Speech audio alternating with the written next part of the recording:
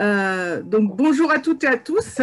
Fabienne Amoureau, permanente du MEDEF 31, qui est ravie de vous accueillir au sein de notre plateforme des actifs aidants. L'animation de ce webinaire va se faire à deux voix, il y a plusieurs voix d'ailleurs, et vous pourrez poser des questions dans le chat. Donc, n'hésitez pas, hein, dès que vous avez une interrogation, posez vos questions, nous allons pouvoir y répondre tout au long de ce webinaire. Je vais vous présenter nos premiers invités. Donc, dans la salle, nous avons Pierre-Olivier Naud, qui est le président du MEDEF 31. Nous avons Sylvain Michel, qui est le président du CJD sur la section de Toulouse. Nous avons Sandrine Navarre, qui est responsable du développement des activités sociales à la G2R. Donc, pour se mettre dans l'ambiance, on va se poser la question, mais c'est quoi un aidant? J'arrive.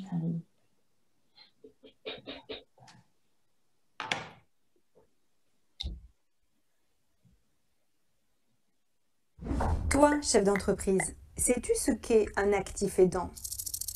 L'aidant est une personne qui aide un proche dans une situation de handicap, de perte d'autonomie ou de maladie. L'actif aidant, c'est le même, mais il est aussi salarié. Il va donc devoir jongler entre sa vie pro et vie perso. Il pourrait être plus souvent absent de son poste et aussi souffrir psychologiquement, voire risquer un burn-out. Tu vois, chef d'entreprise, où je veux en venir? Ces situations de travail, c'est toi et tes managers qui allez les gérer. Les aidants sont aujourd'hui 10 millions en France. Ils représentent 3 millions de salariés et 2 millions de travailleurs indépendants. Et avec le vieillissement de la population, ils ont vocation à devenir plus nombreux. En tout cas, aujourd'hui, cela veut dire que potentiellement, dans ton entreprise, il y a 10% d'actifs aidants. Sans compter que toi aussi, chef d'entreprise, tu peux être dans cette situation. Alors maintenant, qu'est-ce qu'on fait, me diras-tu?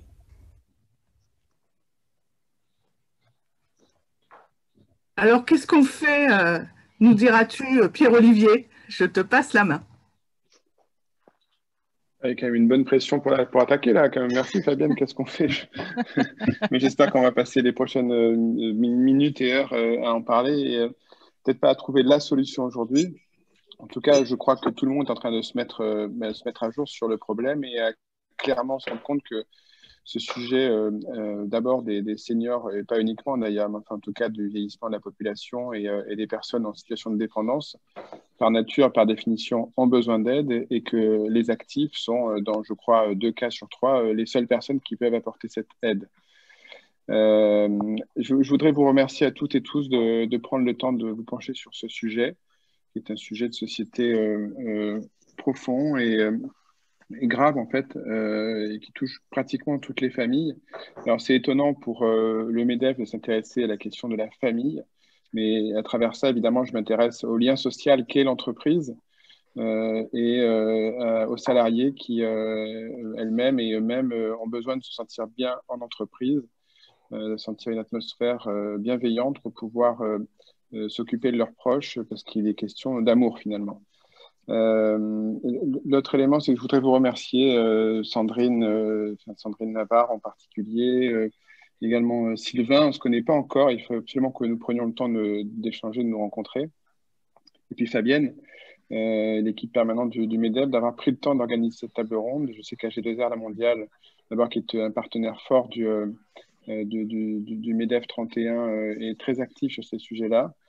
C'est intéressant parce qu'on parle beaucoup des assureurs au sens large en général en ce moment, assureurs de personnes ou assureurs des entreprises, et qui ont, à cause de la crise actuelle, dont l'image est un petit peu fouettée en ce moment. On oublie quand même que bien souvent, en particulier les mutualistes, mais les assureurs en général, posent les questions qui comptent de notre société d'aujourd'hui. Un petit peu comme ce que nous, on fait en entreprise. Voilà. Le deuxième élément, c'est que je suis heureux qu'en ce moment, on change un petit peu, enfin, on change, c'est pas bien de dire ça, mais en tant que président du MEDEF, je passe beaucoup de temps en ce moment sur des sujets de sauvetage, des sujets d'accompagnement d'entreprises en difficulté, des sujets d'appel à projets et de plans de relance pour la région toulousaine. Donc évidemment, c'est notre quotidien de MEDEF et fort heureusement, parce que c'est notre rôle en ce moment d'accompagner chacun dans cette crise et de faire en sorte que tout le monde, autant que faire se peut, sorte par le haut de ce cyclone absolu qui est le Covid. Mais ça nous permet de passer à un autre sujet. Mais quand même, il y a un lien entre tous ces sujets-là qui est celui de l'atmosphère en entreprise dont j'ai parlé tout à l'heure. Moi, aujourd'hui, je regarde plusieurs choses le matin quand j'arrive dans mon entreprise. Et je regarde notamment, évidemment, le niveau des commandes, je regarde le niveau de ma trésorerie, mais je regarde tout de suite la question de l'atmosphère, de l'ambiance générale, de l'état mental de chacune et chacun.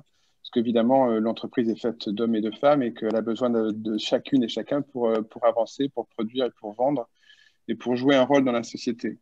Et si les équipes ne se sentent pas bien, l'entreprise meurt. C'est aussi simple que ça. C'est un petit peu binaire. Et c'est exactement comme ça que ça se passe. Et donc, comme chez l'entreprise, je pense que toutes celles et ceux qui sont autour de la table font à peu près le même diagnostic chaque matin, savoir comment ça va. Évidemment, l'atmosphère en ce moment est très challengée. Hein. Les chefs d'entreprise, les entreprises s'interrogent énormément en ce moment et sont angoissés, hein, stressés sur l'avenir de leur entreprise et puis les équipes, donc l'avenir de leur job, hein, tout simplement.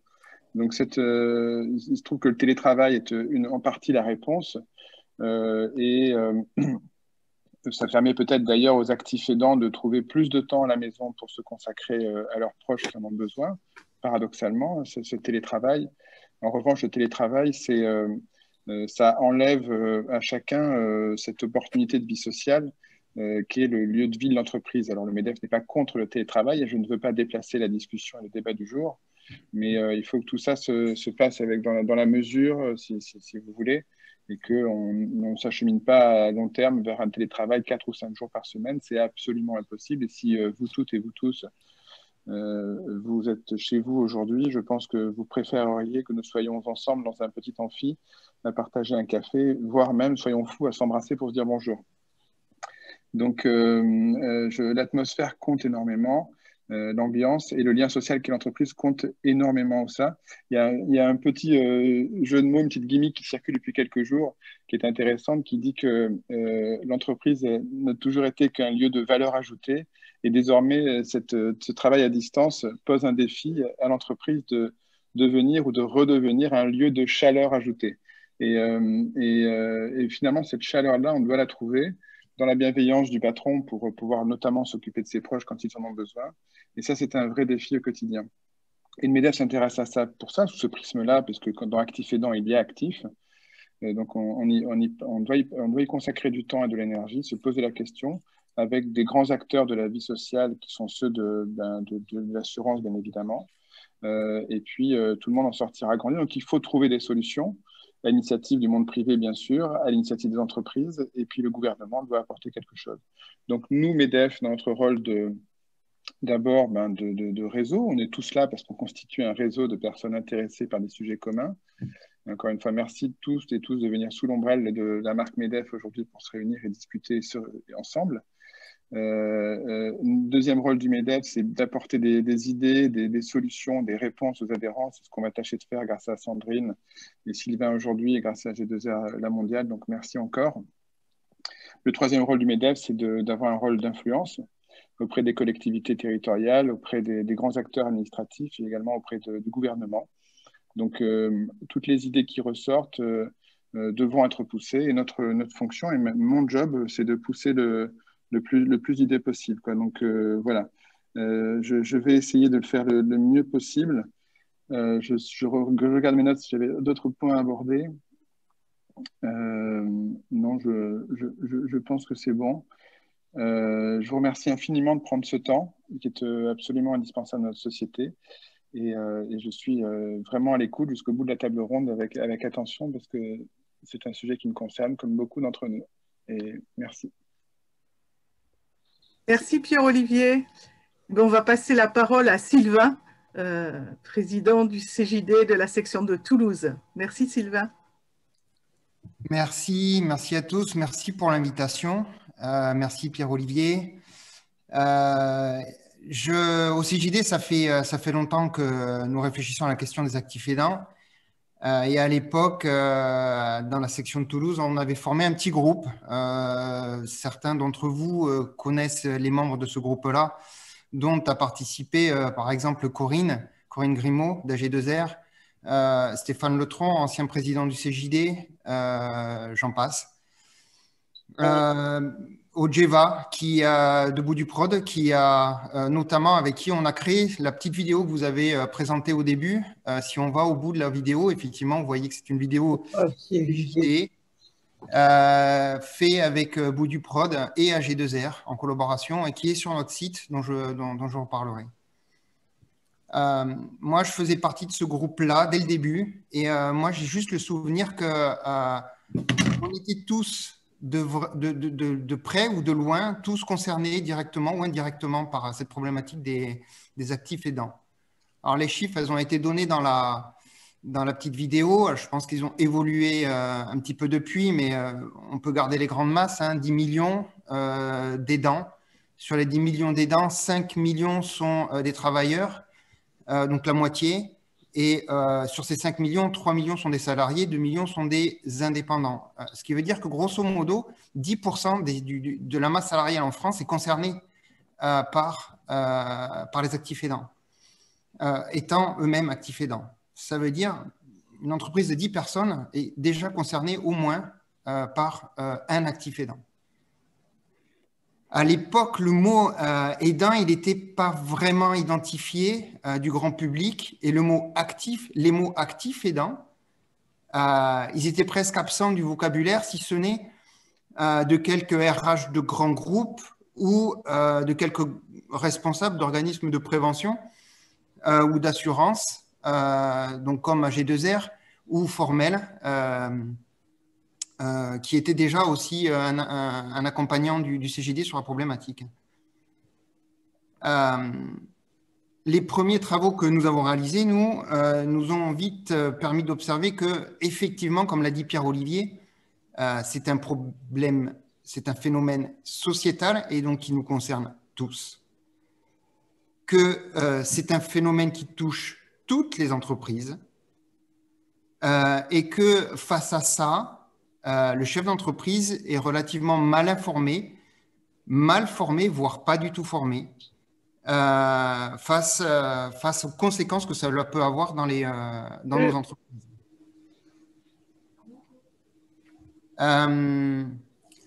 Alors, l'actif aidant, il doit concilier vie pro, l'actif, et vie perso, l'aidant. Et ça le met dans un état de contrainte permanente. Donc, contrainte, c'est deux forces, ce sont des efforts contradictoires. Et donc, lui-même, il peut en souffrir. Il est moins efficace à la fois au boulot et à la fois dans sa vie familiale. Ça peut avoir des conséquences sur sa santé. Mais nous, on s'est vite rendu compte aussi que ça pouvait lui apporter des compétences, ça pouvait l'amener à développer des compétences face à la situation. Et je pense que vous allez y revenir après.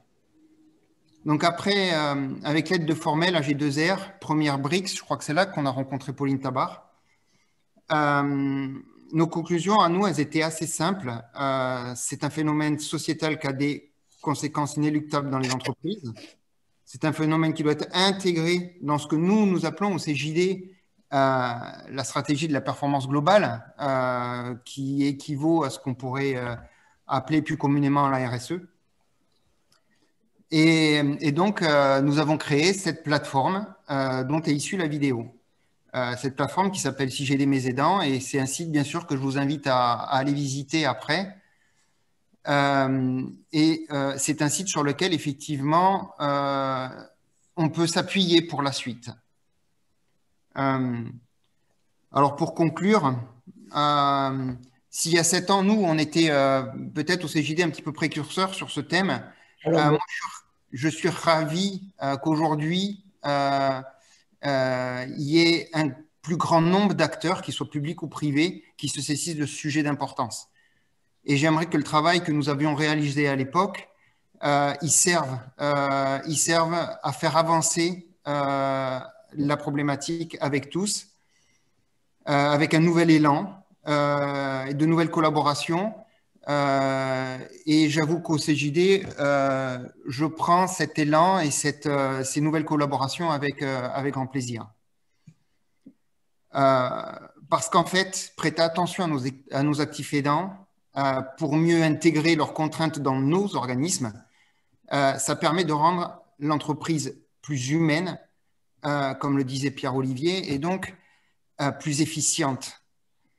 Et pour aller plus loin, si les conditions sont réunies, et c'est à nous, c'est de notre responsabilité de les réunir, si les choses sont préparées, anticipées, alors les modes organisationnels qui sont mis en place et les compétences qui sont développées par l'actif aidant peuvent être une force, un levier de progrès pour l'entreprise.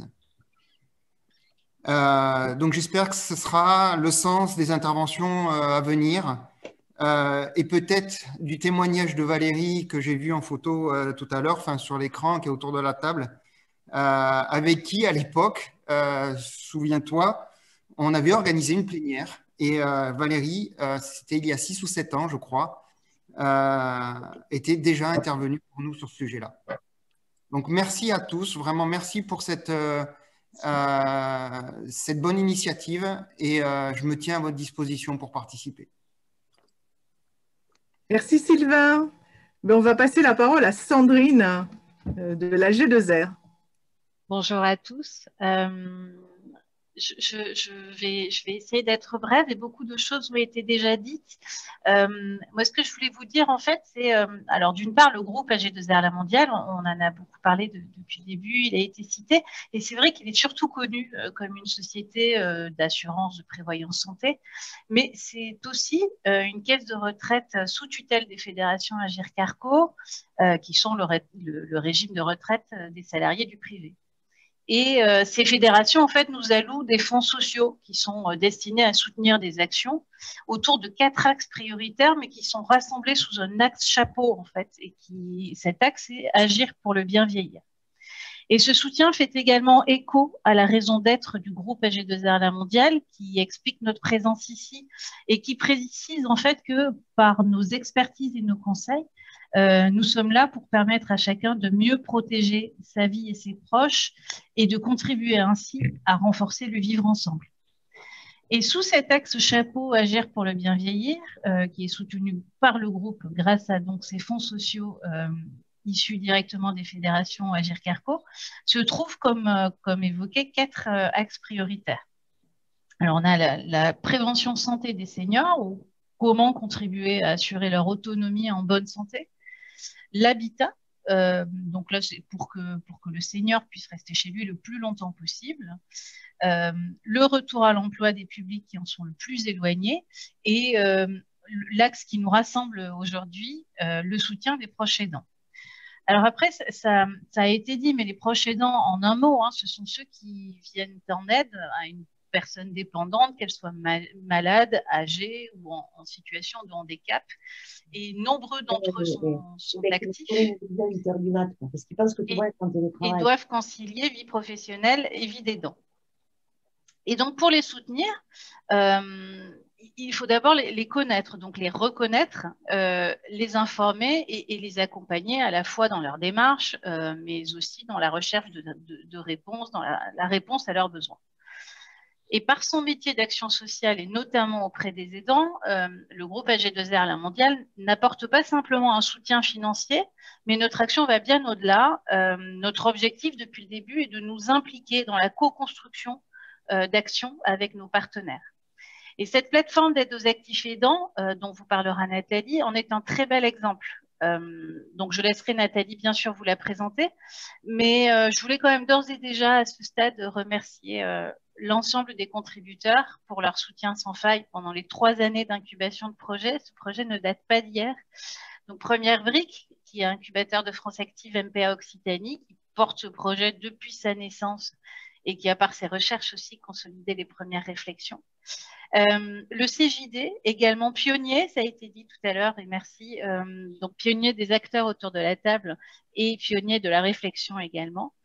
Le MEDEF 31, qui est à nos côtés depuis de nombreuses années, qui est véritable soutien sur de nombreux projets, facilitateur, et il le prouve encore aujourd'hui.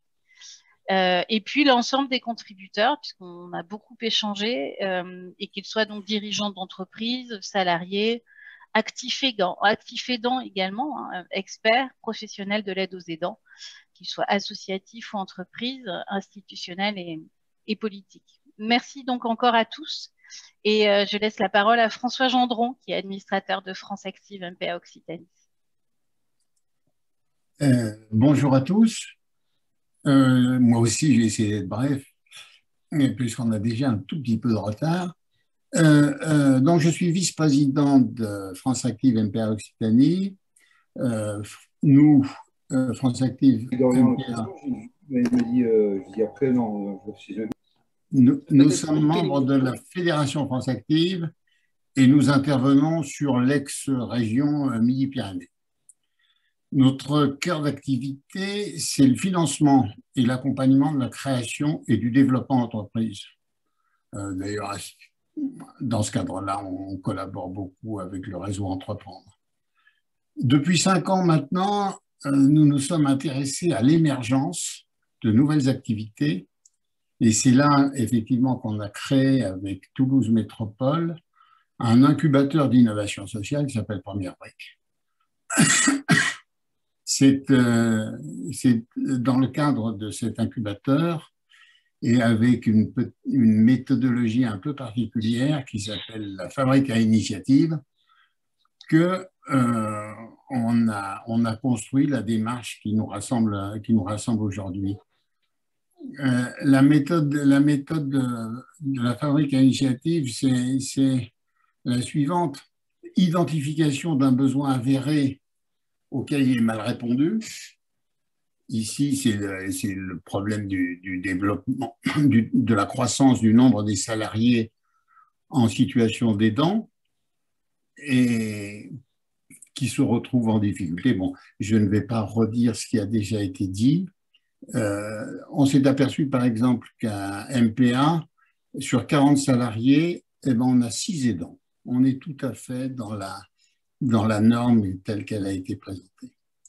Une fois que qu'un besoin comme ça est identifié et qu'on voit qu'il n'y est pas très bien répondu, on cherche des partenaires pour essayer de construire une offre de service. C'est comme ça qu'effectivement, il y a 3 ans, avec AG2R La Mondiale, on a commencé de travailler sur ce sujet des aidants en privilégiant effectivement la prise en compte de la réalité, de cette réalité sociale compliquée, et pour s'adresser à la fois aux salariés et à la fois aux entrepreneurs pour qu'ils adaptent ou au moins ils s'interrogent sur leur organisation, leur politique RH, leur politique RSE. Voilà, ça c'est la méthode, identification d'un besoin auquel il est mal répondu. Deuxième chose, construction d'une offre de service. Alors, dans le cas de la plateforme d'aide aux aidants, l'offre de service, il faut quand même faire la preuve de la validité du concept et fabriquer, et voir le modèle économique qui est adapté à cette activité. Donc, on a décidé de créer une structure de portage qui est ici une association de préfiguration, la plateforme d'aide aux actifs aidants, et on espère que à l'issue de nos travaux là, des 1 ou 2 années d'activité de cette plateforme, on pourra créer la structure définitive de portage de cette activité d'aide aux actifs aidants. Donc, pour l'instant, une association de portage. Moi, j'en suis administrateur en tant que représentant de France Active. Et puis, dans les prochains jours, enfin allez, dans un an, on espère trouver une structure plus pérenne que celle-ci. Voilà, je ne vais pas être plus long et je laisse la parole à Nathalie Mallet. Bonjour à tous, merci d'être là nombreux pour parler de cette thématique. Donc, moi, je suis arrivée dans cette aventure en octobre dernier pour donc développer cette phase d'expérimentation de la plateforme d'aide aux actifs aidants. J'aurai l'occasion de vous la présenter un peu plus tard dans le webinaire et je vais passer la parole successivement donc à Caroline Planels et Sophie Lioré qui sont deux personnes qui sont actives dans cette plateforme parmi d'autres membres du collectif que je vous présenterai aussi plus tard, afin qu'elles nous expliquent ce qui a motivé leur contribution, leur envie de créer ensemble une structure pour travailler sur ce sujet des actifs aidants. Donc, je passe la parole à Caroline Planels. Merci Nathalie, bonjour à tous et à toutes. Je suis Caroline Planels et je suis présidente de l'association de la plateforme d'aide aux aidants actifs depuis que nous l'avons créée. Je travaille pour Formel depuis 8 ans. Formel qui est une société qui accompagne les entreprises sur cet enjeu sociétal des aidants et qui a pour volonté de proposer des solutions pérennes. Donc, nous sommes amenés à conseiller les entreprises, à proposer des outils que nous avons développés. Parmi ces outils, il y a la formation et je suis responsable des formations au sein de Formel. Donc, je suis amenée à former des personnes des ressources humaines, des managers, mais bien sûr des salariés qui sont en situation d'aidant sur cette thématique bien particulière de concilier vie pro et vie perso. Et ce qui m'a motivée dans ce projet de la plateforme, c'est avant tout que c'est une initiative locale. En tant que Toulousaine, je suis très heureuse de faire partie de ce projet. C'est aussi le collectif que nous avons constitué. Je trouve que c'est important aujourd'hui de pouvoir échanger entre pairs, entre personnes voilà, de terrain, avec des personnes qui viennent de structures différentes. On a parlé d'associations, d'entreprises, des personnes qui vont travailler plutôt avec les aidants, plutôt avec les entreprises ou encore avec les personnes aidées. Donc, ce mélange est très riche et très motivant. Et enfin, une des motivations, c'est aussi de pouvoir toucher tous les aidants actifs du 31 et des petites structures comme des TPE et pas simplement des grands groupes. Comme aujourd'hui, j'ai l'habitude aussi de travailler avec des grands groupes et je trouve très intéressant pour Formel de pouvoir accompagner aussi des structures de plus petite taille. Merci beaucoup, Caroline. Donc, je passe la parole à Sophie Lioré, de la Compagnie des aidants, également membre du collectif. Bonjour à tous. Déjà, merci pour votre accueil. Donc, effectivement, nous, la Compagnie des aidants, on œuvre depuis une dizaine d'années aux côtés des proches aidants. Déjà, pour faire entendre à ces personnes qui sont aidants, parce que souvent, nombre ne se reconnaît pas dans cette, entre guillemets, activité. Donc, notre outil au niveau de la Compagnie des aidants, c'est construit au fur et à mesure du temps en pair aidance, c'est-à-dire au contact de ces proches aidants qui nous ont fait remonter leurs besoins, leurs contraintes. Et nous, on a essayé d'y répondre en construisant petit à petit, brique après brique, des outils comme la caravane Tous Aidants, la plateforme, la compagnie des aidants.org. Et effectivement, très vite est venu sur la table ce sujet du salarié aidant et du manager qui accueille ces salariés aidants au sein de cette entreprise. Donc, ça nous est semblé tout à fait normal de venir rejoindre ce collectif voilà, pour apporter ce qu'on avait déjà créé, nos idées, notre dynamisme voilà, au service de cette belle cause. Merci beaucoup, Sophie. Je vais passer à la suite de notre webinaire.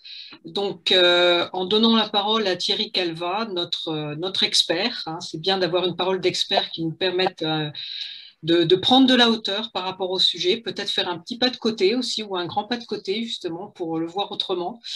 Donc, j'arrête mon partage d'écran pour que Thierry puisse se présenter et partager aussi sa présentation. Très bien, bonjour à tous. Alors, je vais juste faire l'écran. Alors, je vois que mon CV est quasiment un CV de quelqu'un qui vous parle d'un temps que les moins de 20 ans ne peuvent pas connaître.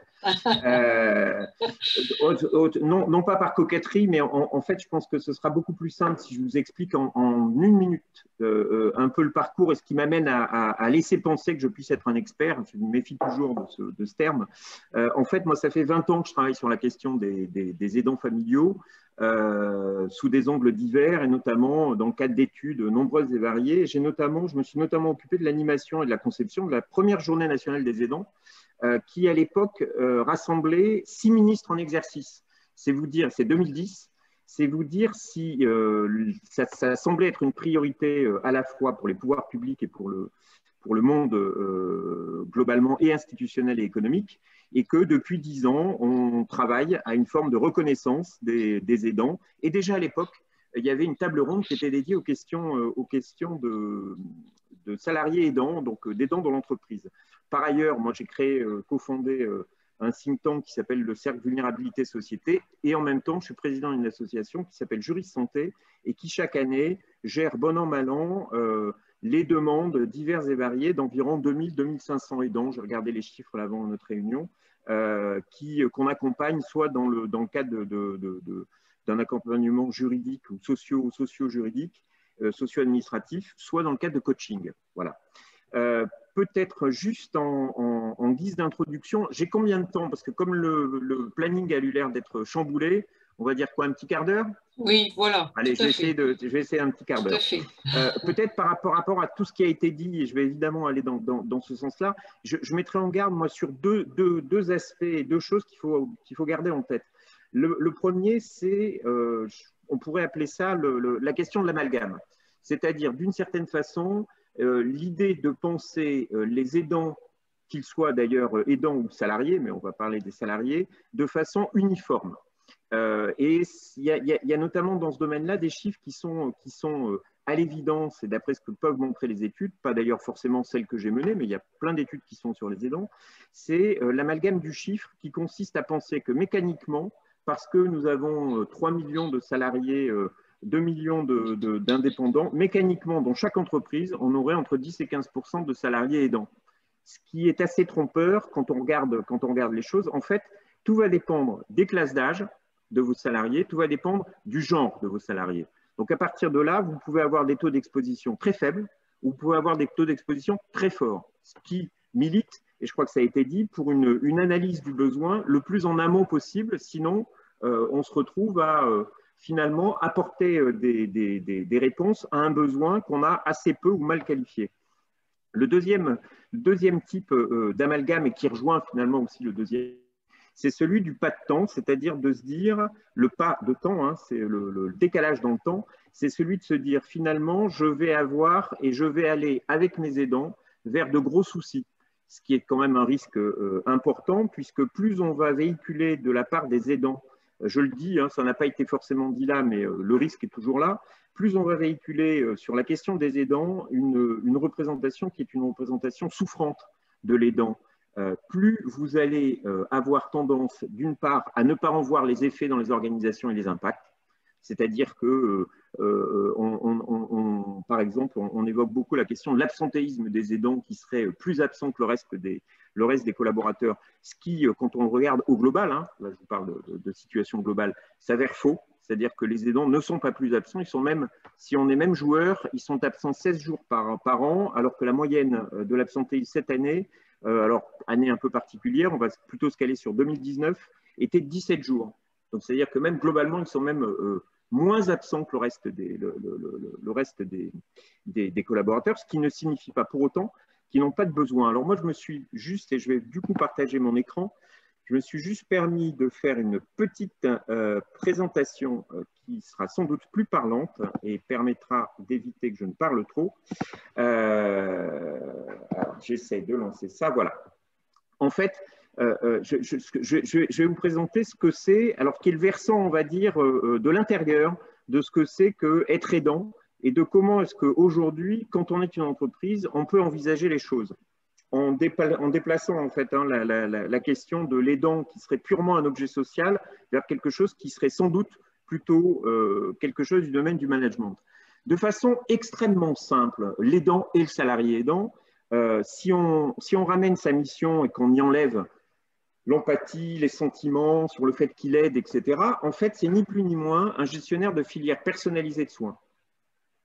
Et son activité propre, son travail, c'est d'avoir une production finale, comme n'importe quel entrepreneur, hein, comme n'importe quel gestionnaire, qui est une production finale pour un tiers, qui est de produire davantage de santé et une bonne santé de celui qui l'accompagne, du maintien à domicile, éventuellement, notamment dans le cadre des personnes âgées, mais maintien à domicile aussi dans le cadre d'hospitalisation à domicile, et globalement, le maintien de qualité de vie. Chacun pourra renseigner opportunément la production finale, mais globalement, on est dans un geste créatif où on gère et on crée une production finale qui est fondée sur un certain nombre d'indicateurs, chacun ayant les siens. Et pour ce faire, c'est quelqu'un qui va, comme n'importe quel gestionnaire, mobiliser des ressources.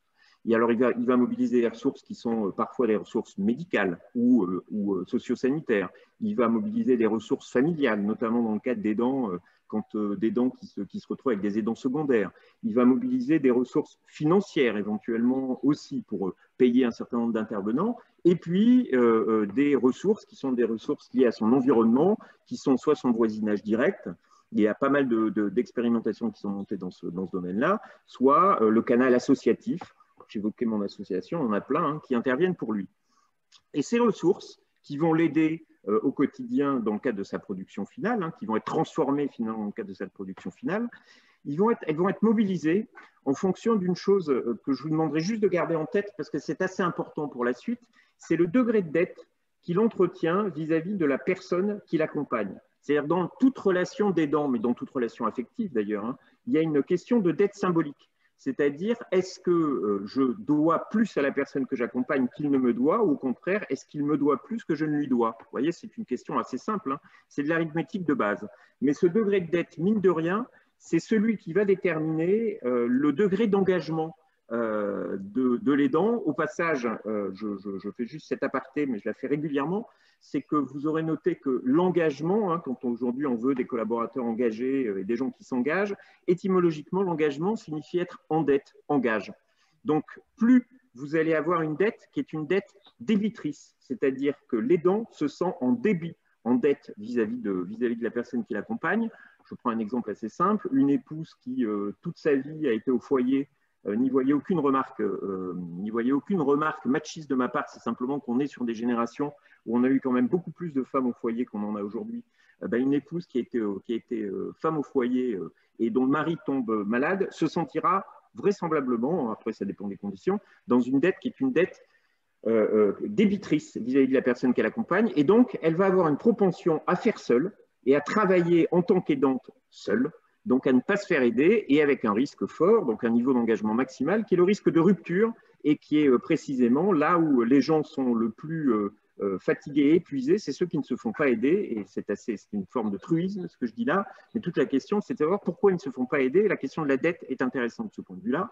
Et par ailleurs, quand vous êtes dans une dette créditrice, c'est-à-dire que finalement vous estimez que la personne que vous accompagnez vous doit beaucoup plus que vous ne lui devez, eh bien, vous allez avoir une propension forte à la délégation avec le risque, qui est un risque de fuite finale dans l'accompagnement qu'on a. Et puis, on a deux situations qui sont des situations intermédiaires, mais sur lesquelles je reviendrai dans quelques instants, qui sont d'une part un niveau d'engagement maximal avec une dette créditrice. Et là, on va être dans une forme de zone de sacrifice qui ne dure pas très longtemps, mais qui vous concerne finalement assez peu en tant qu'entreprise. Mais quand on est dans une dette débitrice et qu'on a un engagement minimal, c'est-à-dire on n'a pas les moyens finalement de pouvoir s'engager, on va être dans une zone d'empêchement et l'entreprise peut être, dans les conditions de travail qu'elle propose, dans les horaires qu'elle propose, une zone d'empêchement possible qui va générer derrière de la souffrance. Je reviens juste sur l'activité, je reviens juste dans dans ma filière de soins spécialisés. En fait, l'aidant, il a une activité qui est une activité sous contrainte de production, comme n'importe quel entrepreneur ou n'importe quel gestionnaire. Il y a une première contrainte de production qui est liée à la disponibilité et au temps qu'il est en capacité à pouvoir consacrer à la fois à l'aide et à la fois au travail qui est le sien. Donc c'est là où on a une forme de confrontation, alors on pourrait dire aussi d'hybridation, entre la vie privée et la vie professionnelle, des horaires privés, des horaires professionnels. Je rappelle juste que, par exemple, dans le cas de maladies telles que la maladie d'Alzheimer, un aidant consacre entre 6 et 8 heures de son temps personnel à accompagner une personne qui est une personne malade. Donc, c'est vous dire qu'effectivement, l'entreprise peut être un lieu où s'exercent des contraintes de production, tout simplement pour des problèmes de planning. Et ces contraintes de production, elles vont, comme n'importe quelle contrainte de production, et je parle là, puisqu'on est dans un cénacle d'initiés, elles vont générer des formes de pollution. Et dans ces formes de pollution, pour les dents, ça va se traduire par de l'épuisement, de la tension, des risques pour la santé, et derrière certaines formes d'épuisement social, d'isolement social. Par ailleurs, comme n'importe quel cycle de production, on va avoir aussi des phénomènes qui sont aussi ce qu'on peut appeler des phénomènes de friction, puisque être aidant, c'est en permanence devoir prendre des décisions à haute vitesse, c'est devoir opérer des arbitrages, c'est d'une certaine façon aussi marier souvent des contraires. Être aidant, c'est à la fois être créatif, mais être créatif en routine. Vous savez ce que c'est Léonard de Vinci qui disait de la contrainte naît la créativité. Voilà, l'aidant, de sa contrainte naît la créativité, mais derrière, il y a toujours un phénomène de friction par rapport au réel. Et ce phénomène-là, il crée généralement des externalités qui sont plutôt des externalités positives, et notamment à la fois de l'expérience, on a évoqué la question de la pérédance, c'est des savoirs expérientiels, des compétences et des aptitudes. J'y reviendrai dans quelques instants. On mène actuellement avec AG2R, la mondiale, l'Association française des aidants, une mission d'investigation qui vise à identifier les référentiels de compétences qu'aujourd'hui l'aide familiale génère et sur lequel les résultats, on pourra vous donner rendez-vous, je pense que Sandrine se fera l'écho vis-à-vis de vous sur une restitution finale de ce travail le 30 mars prochain. Alors, juste sur les expériences et les compétences, je vais en prendre deux. Par exemple, on s'aperçoit qu'être aidant, c'est être en capacité à savoir gérer l'information. Voilà, il y a une vraie connaissance, une vraie capacité, une aptitude à gérer l'information, à la fois dans la capacité de la chercher, notamment acquérir des savoirs ou des savoirs et des connaissances, mais aussi à la restituer, par exemple, à des professionnels de santé quand on fait de la veille de patients. Deuxième type de compétence, c'est une vraie capacité à la coordination, vous aurez noté, puisqu'on mobilise des ressources, on est capable derrière de les coordonner. Donc il y a des vrais talents mesurables aujourd'hui et exploitables, mais je ne pourrais pas vous en dire beaucoup plus. Mais le 30 mars, vous saurez tout. Et ce qui nous donne en fait, quand on regarde ces contraintes-là, 4 leviers qui sont, à mon avis, intéressants pour vous, qui sont les 4 leviers qui peuvent permettre de rendre pilotable la gestion des salariés aidants. Vous aurez noté d'ailleurs qu'il y a un terme qui est le terme de pilotabilité, qui est intéressant. Il ne s'agit pas de partir tous azimuts en se disant je vais répondre au gré des demandes, mais plutôt d'essayer d'envisager les choses globalement dans le cadre d'une stratégie pilotable. Le premier levier, c'est en permanence en tant qu'entreprise, s'assurer que le collaborateur aidant est en capacité à avoir un stock de ressources qui est un stock de ressources suffisant. Alors, ça peut passer par du soutien financier, de l'aide de type chèque CESU, ça peut passer aussi par, suivant la taille de l'entreprise, par de l'orientation d'assistante sociale, bien évidemment par des plateformes, mais vous aurez l'occasion d'y revenir. Donc, globalement, vous avez tout un champ aujourd'hui qui est un champ où en permanence, l'entreprise peut s'assurer, mais comme d'autres types d'ailleurs de fragilité dans l'entreprise, que le collaborateur peut mobiliser son stock de ressources. Le deuxième levier sur lequel vous pouvez jouer, c'est le levier sur lequel qu'on peut appeler celui du facteur de charge, c'est-à-dire finalement comment est-ce que je vais pouvoir ajuster une organisation, la rendre plus flexible, parfois plus liquide même, pour permettre derrière à l'aidant de pouvoir continuer à exercer sa mission d'aidant et sa mission de collaborateur. Donc dans ce champ-là, c'est tout ce qui est aménagement du temps de travail, les congés, les dons de RTT et autres. C'est sur ce champ qui est celui des facteurs de charge que vous pouvez jouer. Le troisième champ sur lequel vous pouvez jouer, c'est celui de la santé. Et évidemment, je n'y reviens pas, ça a été dit, ça a même fait l'objet de l'introduction le président, hein, sur le fait de s'assurer en permanence de l'état de santé, d'accompagner ses collaborateurs, donc avec derrière de la prévention des risques psychosociaux, et puis la capacité, notamment pour les managers, à pouvoir faire de l'alerte. Et le dernier levier sur lequel vous pouvez jouer, c'est celui des potentialités que j'évoquais à l'instant. Hein, c'est comment est-ce qu'en tant qu'entreprise, je peux mieux tirer parti de la connaissance et des compétences et aptitudes et soft skills, notamment hein, les compétences douces, qui sont développées par l'aide familiale. Raisonnement d'ailleurs qui vaut pour l'aide familiale, mais qui demain à terme, parce qu'elle a un aspect extrêmement modélisant, hein, l'aide familiale, peut valoir le coup de réfléchir pour d'autres types de situations qui sont des situations de fragilité possible. Travailler sur ces 4 piliers, c'est, pour le dire différemment, hein, pour le dire autrement, c'est essayer de rechercher dans les organisations qui sont les vôtres la meilleure exploitation énergétique possible. L'énergie, je prends cette définition qui est une définition apparemment complexe qu'on apprend en 4e. Je vous rassure, hein, je ne me souvenais pas du fait que je l'avais apprise en 4e. C'est que l'énergie, une des définitions de l'énergie, c'est l'énergie cinétique moins les pertes. Et là, vous avez l'énergie du mouvement, plus l'énergie potentielle. C'est ça. À l'arrivée, quand vous êtes en mouvement, vous travaillez aux conditions du mouvement, vous évitez les pertes, c'est-à-dire derrière les frottements de l'objet qui est en mouvement, et vous y rajoutez l'énergie potentielle, c'est-à-dire par exemple l'énergie que vous allez avoir en vous situant à des altitudes différentes, mais il y a d'autres aspects, et là vous allez avoir au final un dispositif qui va produire de l'énergie. Les 3 premiers piliers, levier de pilotage de l'aide, dont il me semble, vous allez aussi beaucoup parler ce matin, qui est la plateforme, va faire intervenir donc l'énergie cinétique moins les pertes. On va globalement travailler aux conditions du mouvement de l'organisation et on va limiter les frottements possibles. Et on va, alors qu'en travaillant sur la question des potentialités, qui a été aussi abordée, qui me semble sans doute le sujet à venir dans les années qui viennent, vous allez travailler à l'énergie potentielle. Or, dans un système, ce qui produit le plus d'énergie et qui constitue le premier effet multiplicateur de l'énergie d'un système, ce n'est pas l'énergie cinétique moins les pertes, c'est l'énergie potentielle. C'est dire si sur ce champ-là, il y a aujourd'hui un investissement qui est un investissement conséquent à opérer, qui est d'abord aussi un investissement, j'allais dire, quasiment psychologique ou paradigmatique, qui est d'envisager l'aidant non pas comme un corps souffrant, mais comme un corps contributeur dans les organisations. Et opérer ce changement-là, hein, ce changement qui est un changement culturel, doit normalement, en tant que décideur économique, vous permettre de motiver un investissement, une forme d'investissement sans regret. J'arrêterai juste mon propos en vous renvoyant à une étude qui a été réalisée, mais alors elle date de 2013, hein, qui est une étude qui a été réalisée par des Anglais, qui s'appelle Supporting Working Carers.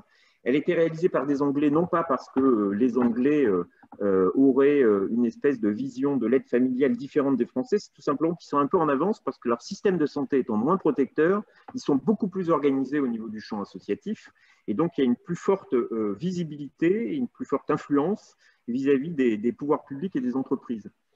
Et ils ont mené cette étude auprès de 250 DRH qui ont mis en place des initiatives, des dispositifs touchant à une meilleure prise en compte des collaborateurs en situation d'aide familiale. Les résultats sont globalement sans appel pour ces 250 DRH, toutes catégories et tailles confondues. L'impact sur l'organisation est conséquent, puisque 88% vous dit ça a réduit l'absentéisme global dans l'entreprise, hein, pas l'absentéisme sur les aidants, c'est au global. 69% ça a amélioré ma productivité, 75% l'efficacité du travail en équipe, etc. Je ne vais pas commenter chacun des chiffres, mais ça a aussi un impact culturel, puisqu'on observe, en prenant mieux en compte la question des aidants, qui a un effet de traîne, avec une amélioration du climat social, une réduction du turnover, une amélioration de l'engagement de l'ensemble des collaborateurs, une amélioration des pratiques managériales, une amélioration de l'attractivité de la marque.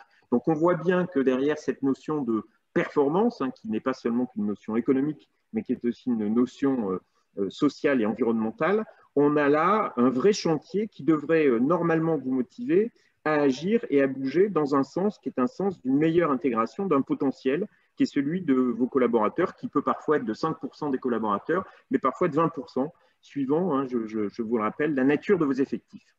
Voilà, j'ai essayé d'être rapide. Je vous remercie. Merci beaucoup Thierry pour cette présentation qui ouvre à tout ce champ de renverser en fait le débat et d'aller vers la potentialité des aidants et pas seulement vers le soutien. Hein, donc un double travail.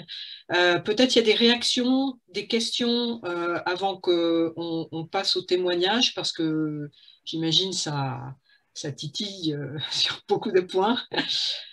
Oui, bonjour, Henri-Louis Formel. J'aimerais moi réagir sur 2 points. Thierry Calva, c'est qu'on n'est pas d'accord sur l'absentéisme des aidants. Nous travaillons avec un certain nombre de structures, hein, que sont Aiming, Willis Tower et Watson. Nous sommes en train de mener avec la direction de la BPCE et Altermind une étude qui est adossée sur une étude de l'ORCIP qui montre que l'absentéisme des aidants est quelque chose de très supérieur à la normale aujourd'hui, enfin à la moyenne, à la médiane, hein, à tel point que les derniers baromètres de l'absentéisme de Willis Tower et Watson et de Aiming ont montré que les aidants familiaux appartiennent aux 3 premières causes d'absentéisme en France, avec les risques psychosociaux, les maladies du travail et les accidents du travail. Donc sur ce sujet, et je crois que l'expérience qu'on a auprès des aidants qu'on accompagne montre que c'est une réalité. Deuxième point. Juste sur cette question, je suis très preneur des études qui ne sont pas dans le domaine public. Vous allez sur le site, Thierry, de Willis Tower. Très bien, parfait, je vais regarder. Très bien, avec grand plaisir. Notamment sur les baromètres de l'absentéisme 2019 qui ont été faits sur l'étude 2018, en partenariat d'ailleurs avec AG2R, puisque j'étais à la restitution au siège à Paris, qui ont montré qu'effectivement, voilà. Et a priori, Altermind aussi, qui a fait une étude avec leur CIP, montre qu'il y a un absentéisme qui a l'air assez important. Puisqu'aujourd'hui, les chiffres qui ont été annoncés sur sur ce sujet, sur les dernières publications, sont de 17 jours de plus, donc on arrive à 34 jours, et en intégrant la partie de présentéisme qui est évaluée à une dizaine de jours par an. Présentéisme, c'est quand le salarié aidant est dans l'entreprise, mais s'occupe de son proche pour des démarches administratives ou parce qu'il est appelé par lui, etc. Donc, il n'est pas performant. Deuxième axe, c'est effectivement la question des aidants, c'est une question qui est extrêmement complexe aujourd'hui et qui est très difficile. Et si vous voulez, moi, j'ai juste une remarque à donner, qui sont quelques indicateurs qui sont à prendre en compte pour une entreprise. Le premier indicateur, c'est le fait que l'entreprise sous-estime totalement le nombre d'aidants qu'il a dans l'entreprise. Alors aujourd'hui, on a des chiffres 10, 5, 15, 20%. La moyenne, effectivement, je suis d'accord avec vous, la moyenne se situe à 20%, mais on a des moyennes basses sur des entreprises plus jeunes avec un fort personnel masculin. Et nous, on a travaillé avec le siège de la Poste à Vaugirard, où effectivement, on avait une population relativement âgée chez les salariés, avec beaucoup de femmes, où on avait des taux d'aidants familiaux qui étaient très supérieurs à la moyenne des 20%. Le deuxième point, donc, c'est pourquoi, effectivement, les entreprises sous-estiment ce sujet. C'est parce que les aidants n'en parlent pas, pour diverses raisons. D'abord, on touche à la sphère privée. Deuxième axe, c'est parce que, très souvent, vous l'avez dit, donc, il y a une charge émotionnelle, une charge mentale qui est très importante et une fatigue qui est très importante liée à l'accumulation entre leur temps de travail donc, et le temps qu'ils consacrent aux proches, donc, avec un sentiment de fragilité donc, et une peur de la discrimination. Donc, c'est un sujet qui est important. Le deuxième point aussi, on s'aperçoit que il y a une perte de performance parce qu'il y a un manque de cohésion des équipes. Il est important aujourd'hui les nouveaux indicateurs RH. Parmi les nouveaux indicateurs RH, donc on a ce qu'on appelle la constitution des super équipes. Il est évident que si dans une équipe de 100 personnes, on a 20% de collaborateurs qui sont aidants familiaux, ben la compétence de l'équipe, c'est la somme des compétences individuelles. Et s'il y a entre guillemets des maillons faibles que sont les aidants familiaux dans la chaîne de valeur, ça va impacter sur la performance globale de l'équipe. Donc, il est important de pouvoir justement structurer ces cohésions des équipes, donc, de cette chaîne de valeur. Et d'ailleurs, à tel point que la dernière étude qui a été faite, désolé Sandrine, par vos collègues de Malakoff Humanis, montre que 59% des salariés aidants ont rejoint dans le cadre de leur mobilité professionnelle des entreprises ayant des politiques plus volontaristes vis-à-vis des aidants. Alors, les politiques plus volontaristes, aujourd'hui, il y a deux façons d'aborder le sujet des aidants dans les entreprises. Et on a beaucoup d'échanges, nous, avec les DRH. On travaille avec beaucoup de banques aujourd'hui, donc avec beaucoup d'entreprises à la fois qui sont essentiellement, je suis d'accord, des grands groupes, des grosses ETI, mais on commence à travailler avec pas mal de PME, qui montrent qu'il y a deux façons d'aborder le sujet des aidants. Soit, effectivement, on apporte des solutions ponctuelles à l'aidant familial quand il a un problème, ce que moi, en tant qu'ancien médecin, j'appelle la solution pansement. Et en fait, ça ne résout pas, le problème des aidants, que l'objectif est de plus s'orienter vers une démarche qui va être une démarche d'appropriation, d'acculturation. Et pour ça, donc, il faut donner un certain nombre d'outils à la fois à l'entreprise, aux managers et aux collaborateurs pour que cette culture des aidants dans l'entreprise se développe, ce qui va permettre, d'une part, de permettre aux aidants, au travers d'outils de communication, d'être valorisés, d'être reconnus et donc de permettre à l'entreprise de communiquer sur une démarche beaucoup plus globale.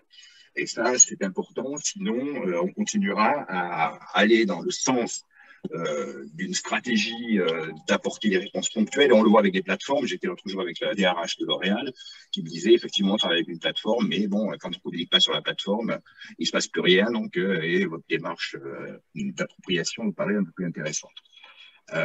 Dernier point que je voulais aborder, c'est effectivement, on s'est aperçu au travers de l'expérience qu'on avait dans l'accompagnement des salariés aidants qu'il est important de faire en sorte de donner les outils à l'aidant pour qu'ils deviennent plus autonomes et dans le cadre de cette autonomie, de permettre de faire du upskilling. On est là, je suis tout à fait d'accord avec Thierry, les aidants développent un certain nombre de capacités mais qui sont souvent embryonnaires, qu'il faut consolider, donc c'est-à-dire développer ses performances, ses compétences, qu'on appelle les soft skills en anglais, donc, et de faire de l'enrichissement de ces compétences par du upskilling, pour permettre à l'aidant non seulement d'être fier d'être aidant, d'être fier de son entreprise, mais d'avoir tous les outils pour concilier vie personnelle et vie professionnelle, qui est souvent un défi de chaque jour pour eux. Voilà, donc et parmi ces différentes soft skills, nous, on a identifié effectivement qui est la capacité de savoir coordonner, d'organiser, de convaincre, d'anticiper, de savoir écouter, d'apprendre par soi-même, de coacher, de motiver, d'accompagner, de savoir lâcher prise, de s'ouvrir aux autres, d'avoir une compréhension vis-à-vis des autres, d'acquérir des capacités de compréhension de ce que sont les communications non verbales avec son proche et de les mettre en application dans la vie professionnelle. Donc, toutes ces compétences qui sont nécessaires à l'accompagnement du proche, les salariés peuvent le mettre aussi dans leur vie, en application, dans leur vie professionnelle. Donc voilà quelques remarques que je voulais faire sur Merci Henri-Louis pour ces éléments. Je vous propose de passer au témoignage de 4 responsables d'entreprise qui vont nous dire comment ils vivent cette situation d'aidant, qu'est-ce qui les pousse à prendre en compte ces sujets dans leur entreprise, qu'ils ont déjà vécu ou pressentis dans leur entreprise à ce propos, et quels sont pour eux les besoins essentiels que cette plateforme d'aide aux actifs aidants, dont nous lançons l'expérimentation, devrait pouvoir satisfaire. Donc, je vais passer la parole en premier lieu à Sébastien Martinez, que je laisse se présenter. Merci beaucoup. Bonjour. Donc, effectivement, je suis Sébastien Martinez, je suis le directeur général de CRIC Association et de ses filiales. Déjà, vous remercier chaleureusement pour tout ce qui vient d'être dit, parce qu'être un actif aidant et traiter de la question de salariés au service d'eux, un chemin de vie, et je suis ravi d'avoir des chiffres et des choses tangibles, moi qui suis ingénieur de formation, j'en ai besoin aussi, pour objectiver que ce que je sens dans mon cœur n'est pas qu'une vue de l'esprit, mais qui est aussi un véritable moteur de croissance, et j'en suis persuadé. Donc, voilà, au travers de mon témoignage, rapidement, moi, je suis au sein de l'association CRIC Association depuis le mois d'août 2019. L'association forme et accompagne des adultes en situation de handicap vers l'inclusion en entreprise. Donc, nous avons des centres de formation avec diverses formations diplômantes, du CAP jusqu'au Bac+4. Nous avons aussi un CF1. Et nous avons des entreprises adaptées, puisqu'on s'est aussi dit que c'était intéressant de créer des filiales dans lesquelles on pourrait créer de l'emploi. Moi, rapidement, mon chemin de vie, je suis ingénieur de formation, j'ai été dans des comités de direction de de groupe industriel jusqu'en 2016. Dans mon chemin de vie, en 2012, nous avons eu la chance, je dis bien la chance, d'avoir un enfant différent qui a déboulé dans notre famille, qui est le troisième d'une fratrie de 4. Quand l'enfant arrive, je vous garantis qu'on ne pense pas de suite que c'est une chance. Parce que de suite se pose la question, d'abord, pour un parent, entre guillemets, qui se projette sur un enfant, c'est d'abord un choc psychique de comprendre et d'accepter que l'enfant est en situation de handicap. Et ensuite, rapidement, on vient se poser la question de « et sera-t-il autonome quand il sera, quand on ne sera plus là ?» Voilà. Ça fait partie de la liste de questions type qu'on se pose quand on est parent. Et grâce à cet enfant, en fait, j'ai complètement changé mon regard par rapport à l'industrie, par rapport à mon rapport à l'autre, etc. Et donc, j'ai un peu entrepris un chemin d'alignement par rapport à tous ces sujets-là. Et donc, je pense pouvoir dire que grâce à lui, j'ai la chance d'être aligné sur ce que je veux apporter aux autres et au travers de ce petit garçon. Je pense que j'ai la chance d'être un aidant parce que par rapport à ce que vous disiez sur les corps contributeurs, entre guillemets, moi, je suis persuadé que c'est un véritable moteur de croissance dans une époque où on a grandement fragilisé les standards, grandement fragilisé nos modèles, grandement fragilisé la relation à l'autre. Je crois que la Covid met vraiment à mal la relation à l'autre, les relations. On est loin les uns des autres par la force des choses, et elle nous explique que c'est le lien qui crée le risque. Or, toutes les psychopathologies sont des maladies du lien. Donc, ce que je crois, c'est que si effectivement, véritablement, on n'imagine pas que d'aider les autres et d'aider la fragilité, peut-être un modèle intéressant de croissance, on va avoir quelques désillusions. Moi, je prends juste la métaphore de la chaîne. Une chaîne est aussi forte ou aussi faible que son maillon le plus faible. Donc, si on ne prend pas soin de notre maillon le plus faible, moi, je pense que c'est toute la chaîne qui est inopérante. Voilà. Donc, voilà, moi, j'expérimente au quotidien et avec les équipes que le don stimule plus que le recevoir aussi. Ça, c'est quand même quelque chose d'important. Toutes les expérimentations qui ont été créées ou été faites par rapport à ces sujets-là montrent que la motivation, le pouvoir de créativité, l'implication des salariés est beaucoup plus grande quand ils donnent que quand ils reçoivent. C'est vraiment des expérimentations humaines relativement simples à mettre en place. Bon, voilà. Donc, moi, en synthèse, et je fais court parce que j'ai une histoire de vie qui est large, tout spectre, vous dire que, et là, c'est l'aidant qui parle, j'ai effectivement parfois une frustration d'être plus actif au travail que aidant à la maison. Je tire mon chapeau à mon épouse qui, pour le coup, a un doctorat, etc. Elle pouvait faire une carrière brillante, mais elle, là, on est dans le cœur du sujet, a fait le choix de mettre sa carrière entre parenthèses, puisque les plateformes d'aidants, aujourd'hui, ou en tout cas là où on était, sont quand même, allez, je vais le dire positivement, ont de grandes marges de développement devant elles. Voilà. Il y a quand même beaucoup de choses encore à mettre en place. Et donc, l'association que je dirige, dont c'est le cœur de métier aussi, d'être aidante, soutiendra grandement toutes les initiatives qui seront prises autour de ces plateformes à plusieurs titres. La première, comme je vous l'ai dit, parce que je pense que quand on prend soin des plus faibles, on prend soin de la société. Deuxième titre, parce que je suis persuadé qu'on peut créer de l'activité et de la croissance qui va parler à nos nouvelles générations. Dans mes 4 enfants, j'ai 2 adolescents, et je vous garantis que si eux, on ne leur parle pas de croissance positive, ne sont pas très à l'écoute sur c'est quoi demain mon métier. Donc voilà, ça c'est pour moi important. Et troisièmement, je ne sais pas si vous connaissez le colibri, hein, c'est une légende africaine qui éteint un feu goutte par goutte. J'ai juste l'impression que si chacun amène sa goutte, voilà, on peut éteindre l'incendie et que surtout ça crée du sens. Voilà, ça crée du sens de colibri à colibri. Voilà, de façon très synthétique. Et je signale juste que j'ai été interviewé par Andy Fields rapidement, hein, et il y a un podcast qui va sortir sur LinkedIn voilà, où j'ai plus l'opportunité de raconter le chemin de vie et tout ce qu'on est en train de mettre en place au sein de l'association.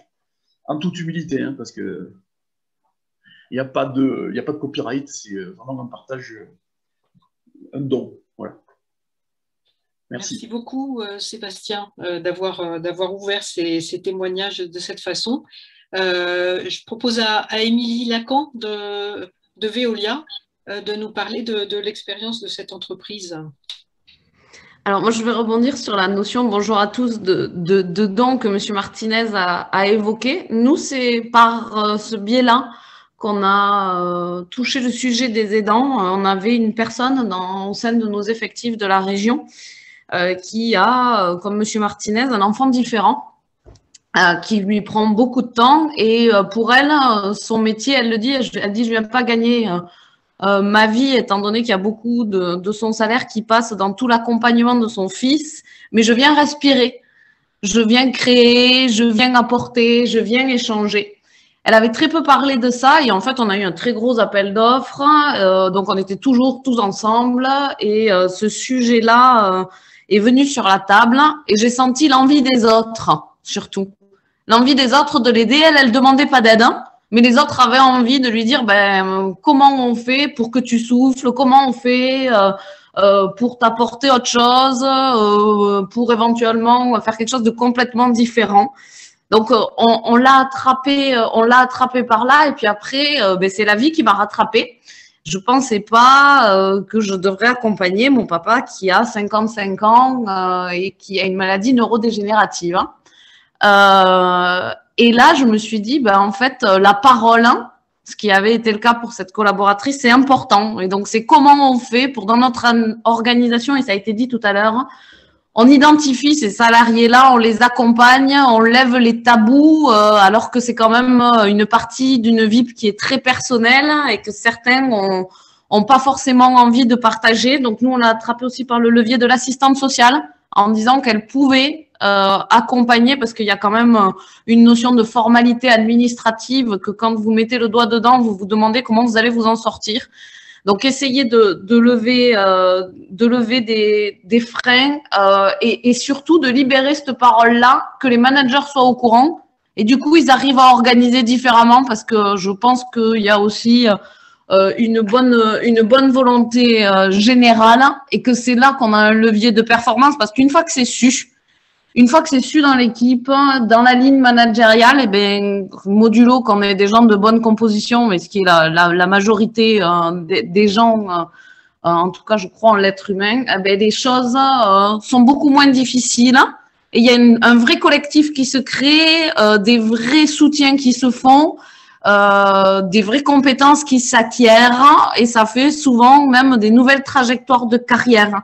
Donc nous, c'est par ce biais-là qu'on l'a traité et aujourd'hui, c'est d'identifier pour mieux accompagner. Ok. Et quels sont les accompagnements que vous avez mis en place donc, Alors nous, on a plusieurs choses. Donc on a une assistante sociale, on a une ligne de soutien psychologique, mais on a aussi un don de congé. Donc, on a des collaborateurs qui font des dons de congés pour les collaborateurs aidants, qu'ils aient des enfants, mais aussi qu'ils accompagnent leurs ascendants. Donc, on a ce temps-là et après aussi, on essaye, dans la mesure du possible et bien évidemment des contraintes d'exploitation, d'adapter les horaires et les plannings. C'est ces salariés-là qui sont prioritaires pour les congés, pour les jours exceptionnels, etc. Donc, aujourd'hui, on a une notion aussi de souplesse pour les congés et de souplesse horaire dans la mesure du possible. Est-ce que c'est quelque chose qui a suscité un travail commun parmi les managers pour voir comment travailler sur ces solutions d'assouplissement, de flexibilité? Ou est-ce que chacun l'a fait de façon un peu intuitive dans sa sphère de travail? Alors, chacun l'a fait de façon un peu intuitive et puis on a mis un peu une session d'intelligence collective, voir comment on pouvait mettre tout ça dans un accord parce que c'est toujours mieux quand on passe un accord. Donc, on est en train de travailler ce point-là, de passer de l'intuitif à quelque chose de plus ancré, on va dire. Mais aujourd'hui, on en est au stade de la construction d'un accord sur les proches aidants. D'accord. Juste il me paraît essentiel que dans cette acculturation et appropriation de sujets par les entreprises, il ne faut pas oublier le rôle des managers et le rôle des IRP qui ont un rôle essentiel. Les managers d'abord pour leur faire prendre conscience de la réalité de cette nouvelle donne sociétale que sont les aidants à l'échelle macroéconomique, mais aussi à l'échelle de l'entreprise. Quel impact ça a sur la performance, sur le lien social, sur la RSE, sur la QVT, sur les super équipes, mais aussi donc qu'ils soient informés, ce qui n'est pas le cas très souvent, des dispositifs qui sont mis dans l'entreprise, être force de proposition et de savoir les proposer à leurs collaborateurs aidants, et surtout de pouvoir disposer donc des outils qui leur permettent de reconnaître un collaborateur en situation d'aidant familial sur l'isolement du collaborateur, il parle moins, les retards dans la remise de rapport, l'absentéisme perlé qui existe notamment. Il faut savoir que la majorité des aidants, pour 54% d'entre eux, ont plus de 49 ans. Donc, on a un absentéisme chez les seniors qui est perlé, alors que normalement, l'absentéisme des seniors n'est pas un absentéisme perlé, donc il est encore plus complexe à remplacer. Et puis, savoir proposer des solutions, aborder le sujet. Donc, on est dans un monde data, c'est important. Et les IRP que nous formons aussi maintenant aujourd'hui, on est en négociation pour lancer des campagnes de formation dans des grandes centrales syndicales, CFDT et FO. Parce que, encore une fois, donc on l'a vu, souvent le salarié aidant, donc ayant pas de discrimination, n'a pas la possibilité ou la volonté de parler à son manager ou de parler à la direction des ressources humaines, et l'IRP peut être un excellent médiateur, un intermédiaire entre les salariés et la direction d'entreprise pour pouvoir évoquer le sujet donc, et apporter des solutions aux salariés en accord avec la direction d'entreprise. Donc le rôle des managers et des IRP est de notre point de vue, et on le voit avec l'expérience, fondamental dans l'organisation, de l'acculturation et de l'appropriation du sujet par les entreprises. Et j'ai vu dans le chat des questions sur la RSE, il est important de montrer, notamment dans la RSE, il y a deux obligations aujourd'hui, c'est l'inscription des questions des aidants dans la RSE, mais surtout l'inscription de la question des aidants dans le dialogue social. Et il est important de former donc, les représentants du personnel de façon à ce que sur la question des aidants, le dialogue soit constructif. Je crois que Formel peut s'enorgueillir d'avoir été à l'initiative alors que ce n'était pas obligatoire dans la loi, donc de l'inscription des aidants chez Airbus dans le dialogue social. Et aujourd'hui, on a de très bonnes performances sur l'accompagnement des salariés aidants d'Airbus. Et il est important que ce soit un sujet consensuel et non pas un sujet polémique entre les directions et les centrales syndicales et les représentants du personnel. Voilà juste la remarque que je voulais faire. Oui. Je vous confirme que c'est fondamental et c'est en ce sens qu'on a travaillé parce que le salarié, il faut qu'il ait plusieurs canaux. Il y a celui qui sera le plus à l'aise avec son manager, il y a celui qui sera le plus à l'aise avec son responsable RH, et puis il y a celui qui sera le plus à l'aise avec les IRP parce qu'il aura du mal à faire porter sa voix. Aujourd'hui, nous, on a formé l'ensemble de nos élus du personnel à cette question-là, et c'est un vrai levier pour nous de partenariat parce qu'aujourd'hui, on a la chance dans notre entreprise d'avoir une relation de partenariat avec eux. Félicitations à Veolia, alors vous êtes assez précurseur sur le sujet, c'est bien. Je vais passer la parole maintenant en remerciant beaucoup Émilie Lacan pour son témoignage sur ce qui a été réalisé chez Veolia et ce qui promet de se faire encore. Je vais passer la parole à Valérie Gimenez pour voir ce qu'elle a mis en place ou ce qu'elle est en train de mettre en place dans son entreprise sur ce sujet. Alors, oui, merci Nathalie. Bonjour à toutes et à tous. Alors, ce que j'ai mis en place dans mon entreprise, plusieurs choses. D'abord, j'essaye de sensibiliser au maximum mes salariés, tous mes collaborateurs, collaboratrices, justement à la sensibilité et demander à chacun comment nous allons, parce que quelquefois, on n'ose pas le dire. Et donc, je me suis entourée d'un DRH depuis maintenant plus de 3 ans qui est très, très sensible au sujet et qui, justement, est un très bon relais pour moi puisque au départ, quand la direction essaye de mettre des choses en place pour nos équipes, et puis quand on n'est pas confronté en fait à justement une problématique, soit une maladie, soit bon, oh mince, j'arrive plus à trouver mes mots, une problématique justement au sujet de se dire ben, qu'est-ce qu'on fait là, on a quelqu'un qui va pas bien, on doit aider. Ben ça retombe des fois comme un soufflet.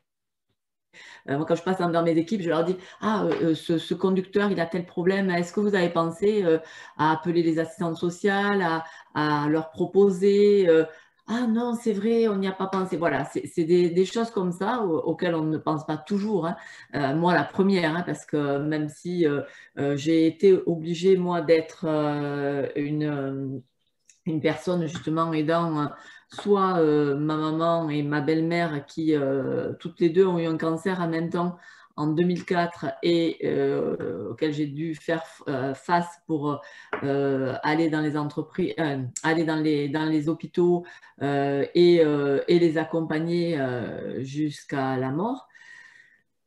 Ça nous a pris avec mon mari, comme on a dit j'ai entendu les témoignages, beaucoup d'énergie. Et à cette époque-là, en fait, naturellement, mes équipes, en fait, nous ont soutenus et ont pris le relais.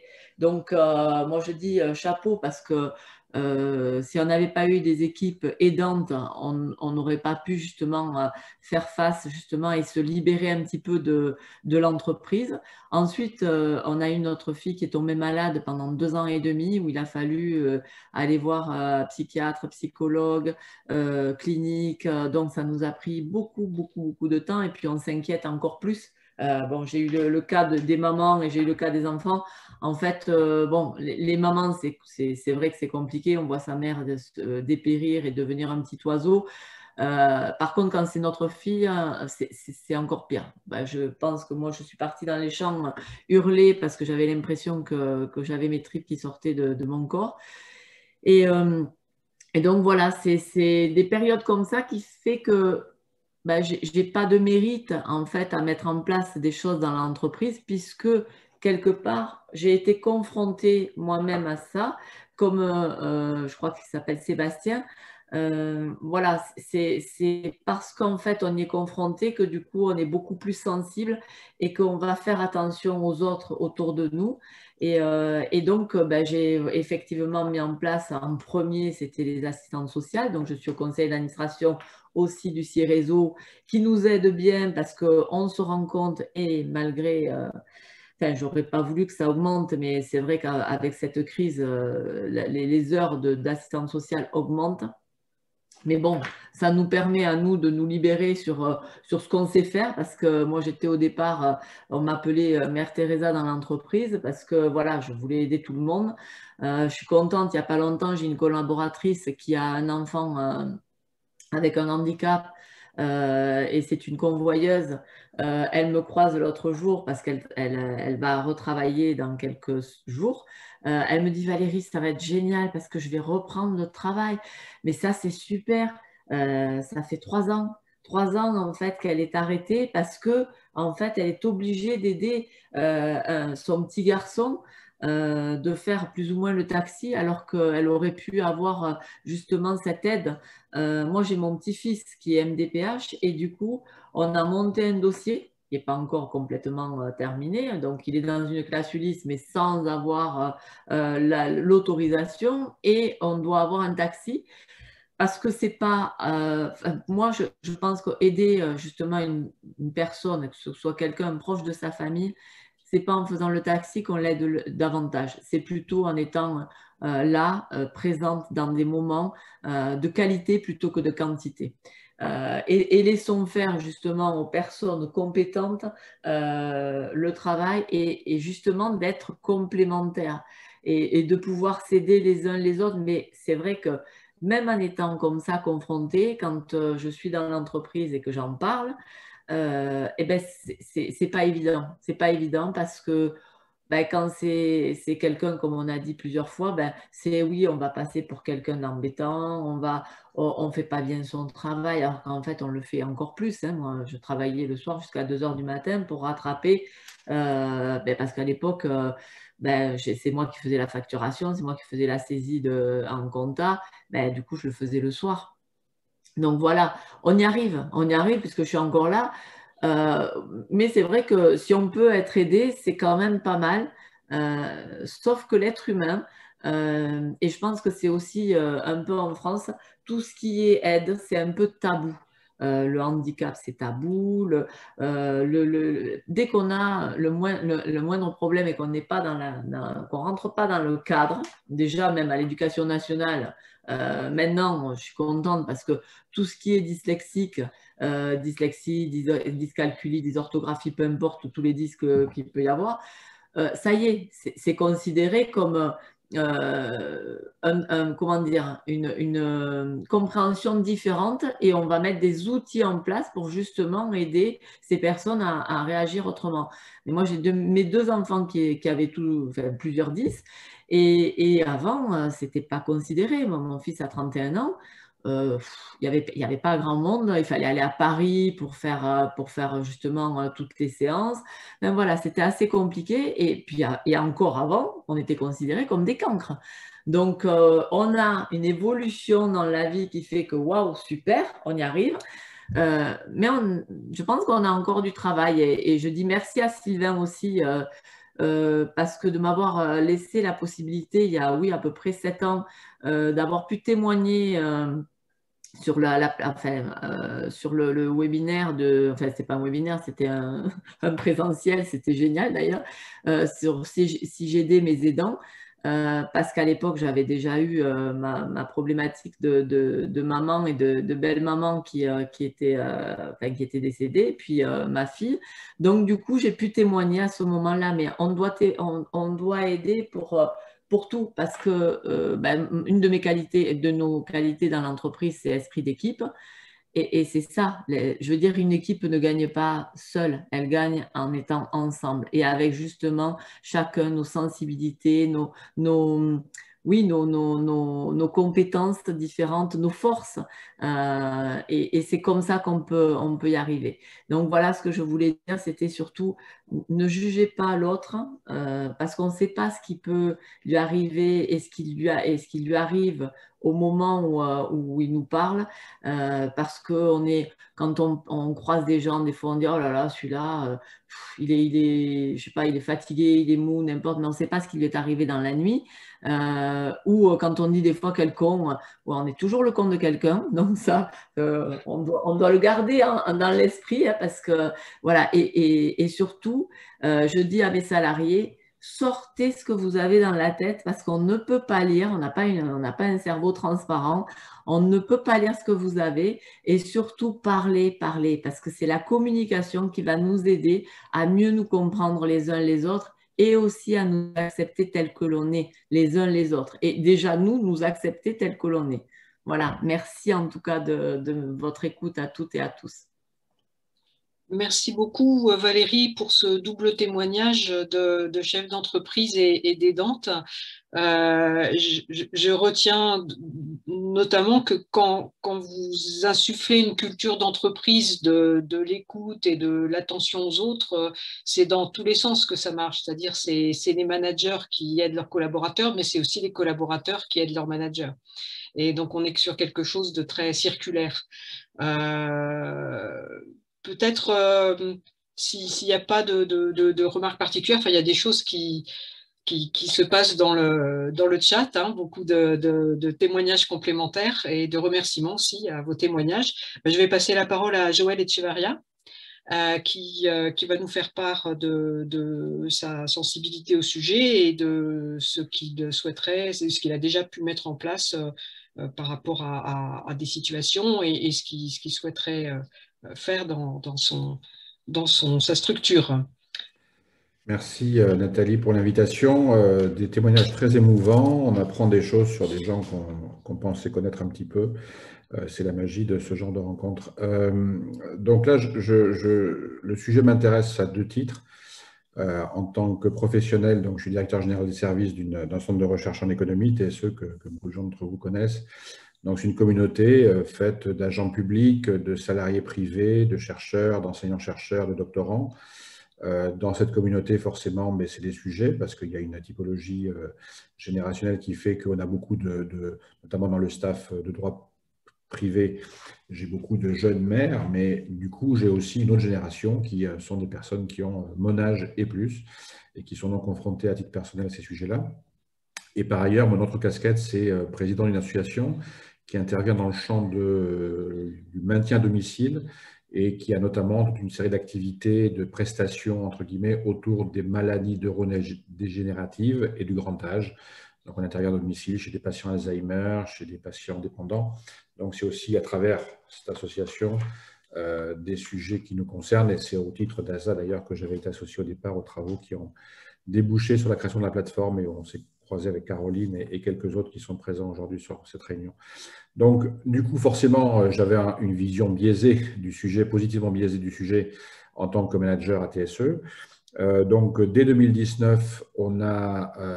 donc, ce que je veux dire, c'est que je n'ai pas eu besoin d'être convaincu par ces sujets-là, je l'étais, donc j'ai insufflé un peu des choses. Dès 2019, on a mis à jour notre accord d'entreprise et on a inclus le fait qu'au-delà des jours enfants malades, on a inclus au même niveau des jours parents malades, ascendants malades, de façon à, d'une part, symboliquement faire comprendre que la problématique était la même et qu'il y avait un âge où on avait des enjeux de petits qui avaient des maladies et quand on grandissait, on avait malheureusement d'autres enjeux avec les parents. Donc ça, on l'a inclus dès 2019. Et en 2020, on a vécu aussi une expérience qui me rappelle des choses que j'ai pu entendre ici ce matin. On a une collaboratrice qui a eu un accident de la vie avec un de ses enfants qui a fait un AVC à l'âge de 3 ou 4 ans, ce qui est rarissime. Donc forcément, c'est un traumatisme. Le garçon a dû être forcément accompagné, suivi. Il a au final pas de séquelles intellectuelles et quelques séquelles physiques. Bref. Et donc là, il y a eu un mouvement de solidarité. Tout à l'heure, quelqu'un parlait du rôle des délégués du personnel. En l'occurrence, là, c'est au sein du CSE que la proposition a été faite de dire est-ce qu'on ne peut pas mettre en place un don de JNT. Donc forcément, on a dit oui et il y a eu un élan formidable. Et donc cette personne a pu du coup passer quasiment 3 mois au chevet de son gamin pour pouvoir l'accompagner sur des moments qui étaient cruciaux, qui étaient les premiers mois après l'AVC et les premiers mois de rééducation. Et donc, ce que j'ai dit dans le bilan que j'ai fait en fin d'année à mes collaborateurs, c'est que 2020, ça aura été une année très particulière. Il y a eu le Covid, évidemment, mais il y a surtout eu ça. Parce que finalement, tout le monde s'est mobilisé autour d'une cause et a su faire preuve de solidarité sans que forcément cette personne-là soit copine avec tout le monde. Hein. On n'est jamais copain avec tout le monde. En l'occurrence, tout le monde, statistiquement, a contribué de façon plus ou moins forte à ce don de JNT. Donc, du coup, c'est un sujet qui est forcément présent. Je ne vais pas redire ce qui a déjà été dit. Je vais dire peut-être des choses un peu différentes pour compliquer le débat. Moi, je pense qu'en tant que manager, soyons pragmatiques, mettre en place ce genre de dispositif, c'est directement des enjeux d'attractivité et de fidélisation. Je pense qu'aujourd'hui, et plus encore demain, les salariés sur le marché du travail choisiront leur employeur en fonction de critères qui ne sont pas uniquement des critères liés au salaire ou à l'exposition du poste lui-même, mais aussi à l'environnement. Et ce genre de mesures, ce genre d'accompagnement, ce genre de prise en compte peut être un facteur d'attractivité pour des gens qu'on pourrait recruter et aussi un facteur de fidélisation si les collaborateurs, je dirais seniors, constatent qu'on prend en compte les problématiques qu'ils rencontrent. Ça peut être un facteur pour les fidéliser et les maintenir intégrés. Je pense qu'effectivement, ça a été dit déjà, ça je vais le redire, ces éléments-là font partie d'un enjeu de cohésion sociale au sein de l'entreprise et plus largement. Je pense qu'on est tous partie prenante de ces sujets-là. Et tout à l'heure, le président du MEDEF a parlé de valeur ajoutée. Effectivement, je suis assez d'accord avec ce concept-là, avec un S à valeur et un S à ajouter. Je pense que dans l'entreprise, on est sur un lieu de valeur au pluriel, ajouté au pluriel, et que c'est le Covid, notamment, je trouve, à la fois dans l'entreprise et dans l'université à côté de laquelle je travaille, a montré que ces lieux-là, ça a été dit, je crois, par Valérie, ces lieux-là de travail sont aussi des lieux de socialisation. Et dans la souffrance qu'il y a dans le Covid aujourd'hui, il y a le fait que des gens, et on le vit tous, hein, sont tristes de ne pas venir au travail. Ce qui, pour certains, qui connaissent mal le monde de l'entreprise peut paraître ahurissant, mais c'est la réalité. Les gens sont tristes de ne pas venir au travail parce qu'ils sont déconnectés de leur équipe, de leur environnement, de leurs collègues. Et je pense que tous ces éléments-là font partie, enfin, le Covid plutôt a mis ça en lumière, et je pense que ce dont on parle aujourd'hui contribue à ça. Dernier point, pour ne pas trop allonger le débat, je pense que le seul fait, et moi je le vois sur le CSE, quand j'ai proposé au CSE, suite aux échanges que j'avais eus avec la plateforme, Caroline, Nathalie, et récemment donc avec Nathalie quand il s'est agi de préparer cette matinée, quand j'ai dit au CSE, voilà ce qu'il en est, voilà ce sur quoi j'ai travaillé pour mon assos, voilà ce que je vous propose, est-ce que vous êtes d'accord? Il y a eu évidemment une adhésion rapide et ils sont OK pour avancer sur des réflexions. Et surtout, ce que j'expliquais à Nathalie en préparant cette matinée, on a expérimenté sur un sujet qui évidemment n'a rien à voir, donc c'est vraiment uniquement pour l'exemple. Ce que j'ai envie de faire aujourd'hui sur ces sujets-là, il y a 4-5 ans, on a eu, voilà, comme ça peut arriver dans certaines entreprises, un ou deux soucis sur des enjeux d'harcèlement. Et on a décidé de créer un comité interne qui avait vocation à faire de la prévention et à expliquer ce que c'était que le harcèlement, donner des définitions. Donc, il y a eu des plénières, il y a eu des réunions organisées avec des avocats, avec des gens de droit social et autres. Et le seul fait d'avoir dit ben, c'est un sujet, il n'y a pas de tabou, on en parle, on donne un budget à ce comité pour qu'il organise des conférences internes, fasse venir des spécialistes, etc., fait qu'il y a à la fois, forcément, c'est un peu l'effet MeToo, quelques cas qui sont remontés, mais globalement pas tant que ça. Et surtout, c'est devenu un sujet partagé par tous. Et du coup, la prévention fonctionne parce que je pense que dans ce sujet-là, par exemple, si on en parle plus, il y en aura moins de cas quand on parle de harcèlement. De la même façon, c'est ce que j'expliquais à mon CSE, je pense que le seul fait de dire qu'on va prendre en compte ce sujet-là, qu'on va participer directement ou indirectement à des initiatives, fait que, ça a été évoqué par plusieurs personnes, les gens auront moins honte de dire qu'ils sont confrontés à cela. Ça deviendra un sujet. Personne n'a honte aujourd'hui de dire « je ne suis pas là parce que mon fils est malade ». Eh bien, demain, il faut avoir l'ambition de se dire que personne n'ait honte de dire « demain, je ne suis pas là parce que je dois amener ma mère ». Moi, ça m'est arrivé la semaine dernière. Il a fallu que j'amène ma mère en urgence à Pasteur. Je l'ai fait et je le dis. Voilà, et c'est dans mon agenda et j'en ai pas honte. C'est la vie. Et je pense que ce qu'on dit là, au-delà des éléments techniques précis, notamment toutes les solutions que peut amener Formel, par exemple, dans les entreprises ou que va amener la plateforme, au-delà de cela, sur un plan strictement humain et de l'interaction, ça va libérer la parole, dédramatiser le sujet, générer des solidarités internes, parce qu'il y a des savoir-faire, ça a été dit tout à l'heure. Ces savoir-faire sont peut-être, et souhaitons-le, si les entreprises savent faire, exploitables entre guillemets par l'entreprise, mais ils sont aussi à partager entre collaborateurs. Et durant le Covid, là aussi, on a mis en place une plénière de tout le personnel toutes les semaines pour ne pas lâcher les choses. Et du coup, toutes les semaines, j'ai mis dans le débat un sujet comme ça un peu transversal pour que les gens, finalement, profitent du Covid pour mieux se connaître, ce qui était paradoxal, et que chacun puisse dire, ben voilà, moi, j'ai une expertise dans un sujet, j'ai un savoir-faire, etc., qui n'a peut-être rien à voir avec le boulot, mais qui peut-être peut être utile à quelqu'un d'autre. Et notamment cette expertise-là, et ça a été très bien dit tout à l'heure par Formel, c'est de dire qu'il y a des vraies compétences qui sont générées par ça. Elles sont peut-être utiles à l'entreprise, mais elles sont utiles à d'autres, et il y a un partage d'expérience à faire.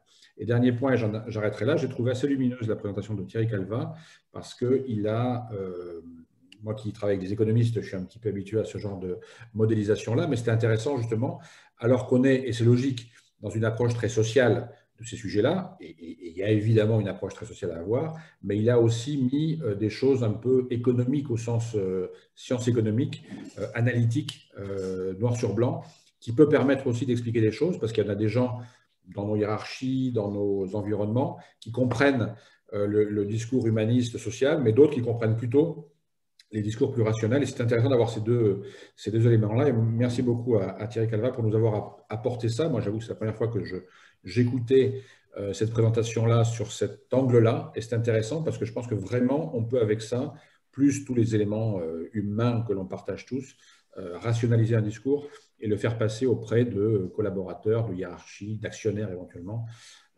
ou de conseils d'administration qui pourraient être réticents ou en tout cas qui demanderaient à être convaincus. Voilà. Merci beaucoup, Joël. Il y a pas mal de questions, quelques questions dans le déroulé de la discussion. Ce que je vous propose, c'est de présenter la plateforme d'aide aux actifs aidants, ce sur quoi nous voulons expérimenter dans les mois qui viennent, et de prendre le temps à la fin pour l'ensemble des questions qui pourraient venir, que ce soit par rapport aux témoignages que vous avez eus ou par rapport à cette présentation. Alors, je vais passer donc à cette présentation. Donc, la plateforme d'aide aux actifs aidants, on vous l'a dit, c'est une association de préfiguration qui s'adresse aux entreprises pour pouvoir travailler sur l'accompagnement à la fois des aidants salariés, mais aussi des aidants actifs. Des aidants actifs non salariés, indépendants ou ceux qui n'ont pas le statut de salarié, dirigeants ou autres, et bien sûr les managers et les équipes. Donc la plateforme, elle va être en contact, interface donc, avec ces structures et les personnes qui sont dans ces structures, et puis un collectif d'opérateurs de services aux aidants, dont vous voyez pour l'instant une première représentation de ceux qui sont actifs, présents dans ce collectif et dans l'association, donc avec la Compagnie des aidants, avec MSA Services, Bulder, Formel, l'ASA, la Solidarité familiale, Sortie à domicile, et d'autres acteurs qui s'intéressent à l'initiative et qui nous ont rencontrés pour pouvoir y rentrer ou qui étaient au démarrage de cette démarche et qui reviennent pour y participer. Bien sûr, elle est soutenue aussi par des partenaires institutionnels et des organismes, notamment les groupes de prévoyance, donc à travers AG2R La Mondiale, France Active, les partenaires de l'ESS, mais aussi à vocation à travailler avec les caisses de retraite, avec les collectivités territoriales. L'objectif étant aussi de voir dans cet interfaçage-là comment on travaille à partir de ressources financières qui sont déjà dans l'entreprise. Souvent, l'entreprise ignore que quand elle cotise à l'Agir Carco, il y a des choses qui peuvent être faites derrière pour les aidants. Les aidants salariés et pas simplement les aidants retraités de l'entreprise, par exemple. Donc, il y a des choses à travailler sur les moyens de financer les actions qui vont être menées par cette plateforme. Alors, on l'a dit, notre vocation, c'est d'apporter des solutions aux entreprises pour reconnaître l'actif aidant dans sa singularité de vie, pour le soutenir et pour le valoriser dans son environnement professionnel.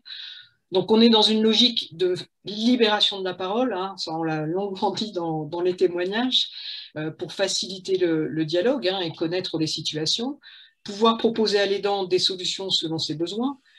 On va parler ensuite plus précisément de ces solutions. Faciliter aussi l'adaptation du management et de l'organisation à travers la gestion des imprévus, la gestion des priorités, la notion de co-responsabilité des équipes.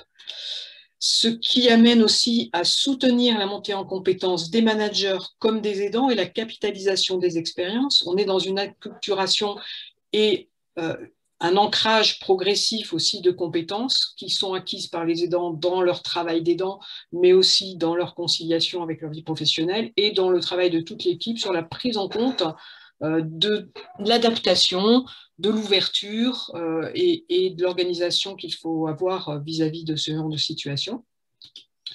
Et puis, bien sûr, l'idée, c'est de mesurer aussi des résultats pour l'entreprise, aussi bien en prévention des risques, mais aussi en transformation de l'entreprise et en renforcement des aidants et des managers. Alors, quels seront les différents axes d'action ? D'abord, la sensibilisation par des réunions ou des webinaires en entreprise, par aussi la possibilité de diffuser des kits de communication qui soient print ou web, pour comprendre c'est quoi la vie d'aidant, qu'est-ce que ça impacte aussi en termes d'organisation dans l'entreprise, en termes d'organisation de vie pour l'aidant, et donner un certain nombre de pistes pour lui faciliter la vie et réduire son temps d'organisation et de travail, notamment sur le plan administratif, entre autres. Des rendez-vous de sensibilisation aussi avec les dirigeants, les services RH, les représentants du personnel, les managers. Ceci afin de mettre en place un certain nombre de prestations, d'accompagnement, avec de l'information à travers l'accès à des permanences, avec un point central dans notre proposition d'offre qui est la constitution et l'animation de réseaux de pairs entre salariés et aidants pour échanger des pratiques, faire du co-développement aussi entre eux, des groupes locaux d'entraide comme la Compagnie des aidants a commencé à en monter un certain nombre, et puis aussi des réseaux de pairs de dirigeants managers avec des méthodes d'animation telles que le co-développement sur des aspects de savoir-être et savoir-faire. Bien sûr, des prestations de formation de dirigeants, de managers, de représentants du personnel, de direction RH, pour savoir repérer, savoir parler, savoir accompagner, adapter l'organisation et aussi valoriser les compétences qui sont développées. L'objectif, c'est aussi d'accompagner individuellement les aidants et les entreprises, donc avec des éléments tels que du coaching, du soutien psychologique, des appuis opérationnels ou spécialisés, et puis des éléments téléphoniques ou visio. Cet appui peut être bien évidemment organisé entreprise par entreprise en fonction des besoins. Et l'importance aussi, à travers notre action, c'est de pouvoir mesurer avec l'entreprise quel est l'impact pour les aidants, pour l'entreprise de ce qui a été mis en place. Et c'est aussi tout l'enjeu de notre expérimentation. Alors, quel est notre déroulé d'expérimentation? On peut dire que c'est parti, hein, puisque on commence déjà, et ça a été fait donc, pour deux entreprises, deux structures, par une visioconférence d'information dans l'entreprise qui dure une trentaine de minutes pour expliquer ce qu'est la problématique des aidants et les solutions que peuvent apporter notre plateforme. Ensuite, ceci conduit à des entretiens confidentiels avec les managers et les aidants qui le souhaitent. Ensuite, nous réalisons un rendez-vous de diagnostic et de première proposition avec le dirigeant afin de cibler quel va pouvoir être l'accompagnement. Nous invitons aussi les acteurs des entreprises qui souhaitent participer à notre expérimentation à participer à la co-construction des forfaits de services expérimentation, c'est-à-dire que vous allez être aussi force de proposition par rapport au contenu de services qu'on va vous proposer dans ces différents modules. Ceci conduit à écrire ensemble une charte expérimentation sur la question des aidants dans l'entreprise, en fonction aussi de où vous en êtes. Si vous avez déjà bien évidemment une charte aidant, ça fait rajouter un certain nombre de choses par rapport à l'expérimentation de cette plateforme. L'important, c'est de montrer quel est l'engagement de l'entreprise et se donner ensemble un objectif à suivre. Et ensuite, on passe à l'action. Donc ça sera à un horizon fin mars-avril pour réaliser les différents services et actions en fonction des besoins de ce qui a été exprimé dans la charte de chacune des entreprises testeuses. Ça conduit bien sûr à la constitution et l'animation de 2 groupes de pairs, un groupe de pairs aidants, un groupe de pairs managers, et à la mise en place aussi d'accompagnement individuel pour les aidants qui le souhaitent et pour les managers qui le souhaitent. Une évaluation par entreprise des actions réalisées et une évaluation globale qui seront réalisées pour une première synthèse globale en septembre 2021.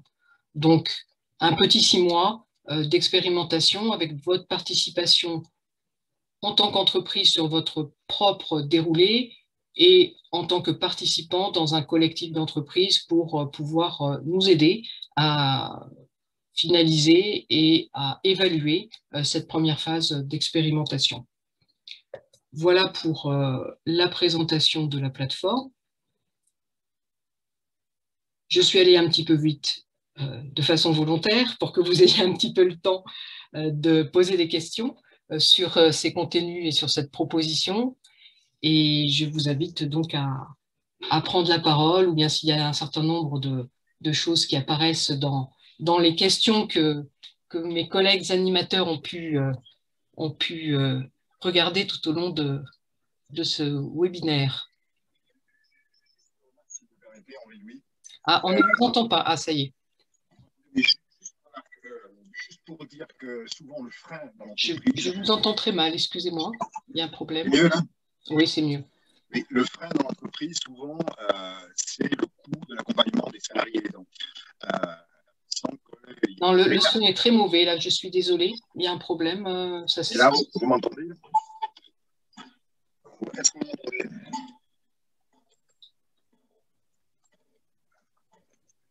Est-ce que vous m'entendez bien? Non, il y a un problème c'est haché, voilà. Peut-être l'écrire dans le chat? Oui, peut-être. Je vais poser la question comme ça, parce que comme ça, vous m'entendez mieux, non? Non. Non. J'ai un problème de son depuis quelque chose sur mon ordinateur. Peut-être on peut, alors peut-être regarder vous, les questions de micro, peut-être si quelqu'un d'autre ou Pauline qui a relevé les questions, peut-être des éléments ou des éléments apportés. Alors, pas directement là pour le moment sur l'offre de la plateforme, mais je pense qu'il y a des choses qui sont intéressantes. Il y a beaucoup de choses en fait, hein, donc c'est assez riche les réactions et des questions. On enregistrera la discussion. Et on a enregistré de toute façon pour pouvoir récupérer tout ça. Voilà, toute la matière. Mais dans les dernières réactions, la question de pouvoir coordonner à la fois, c'est une réaction de Thierry Sabal. Ce que je vous invite à faire dans un premier temps, de toute façon, c'est que vous avez mes coordonnées. On va les remettre dans le chat. Vous envoyez aussi peut-être cette présentation, hein, comme ça vous aurez tous les éléments.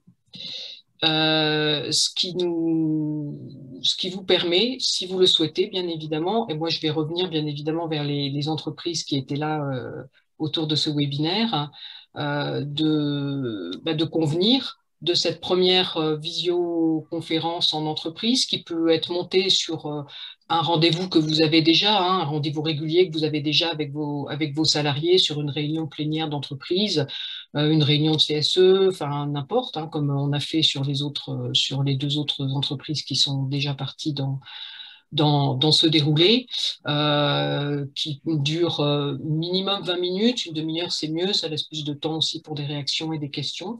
Et ensuite, effectivement, on prend, donc je travaille individuellement par rendez-vous avec les aidants qui le souhaitent et avec un rendez-vous aussi manager, bien sûr, pour organiser la suite du déroulé avec l'entreprise. Voilà le mode opératoire qui est très, très simple. Hein.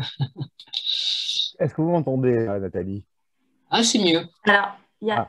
Voilà, donc je voulais juste faire une remarque. Je disais tout à l'heure que la difficulté souvent dans les entreprises, c'est qu'elles disent l'accompagnement de mes salariés aidants, de mes managers, de mes IRP va coûter de l'argent. Les entreprises sont en situation de difficulté, donc elles ont tendance à réduire un certain nombre de budgets, notamment dans ce qui est formation et accompagnement.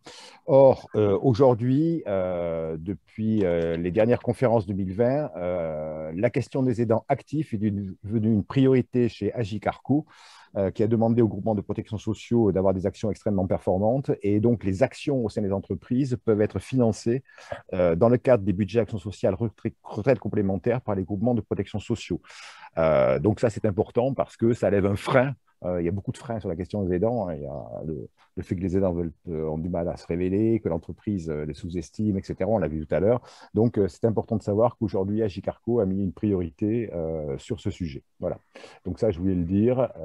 Et ça fonctionne bien et ça permet de lever beaucoup de barrières. Voilà. Donc, et deuxièmement, je ne sais pas si Thierry est toujours en ligne. Voilà.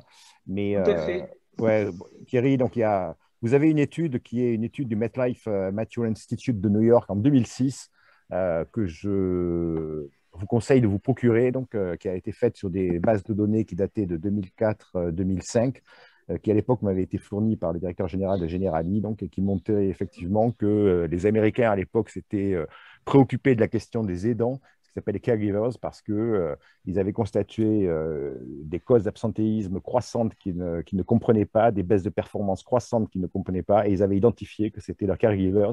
Et si je me souviens bien de mémoire, sous toute réserve, mais je crois que c'était le chiffre que j'avais en tête, à l'époque déjà, donc, notamment chez les populations féminines, qui aujourd'hui représentent globalement 2/3 des aidants, mais à l'époque c'était 50%, c'était plus de 75%.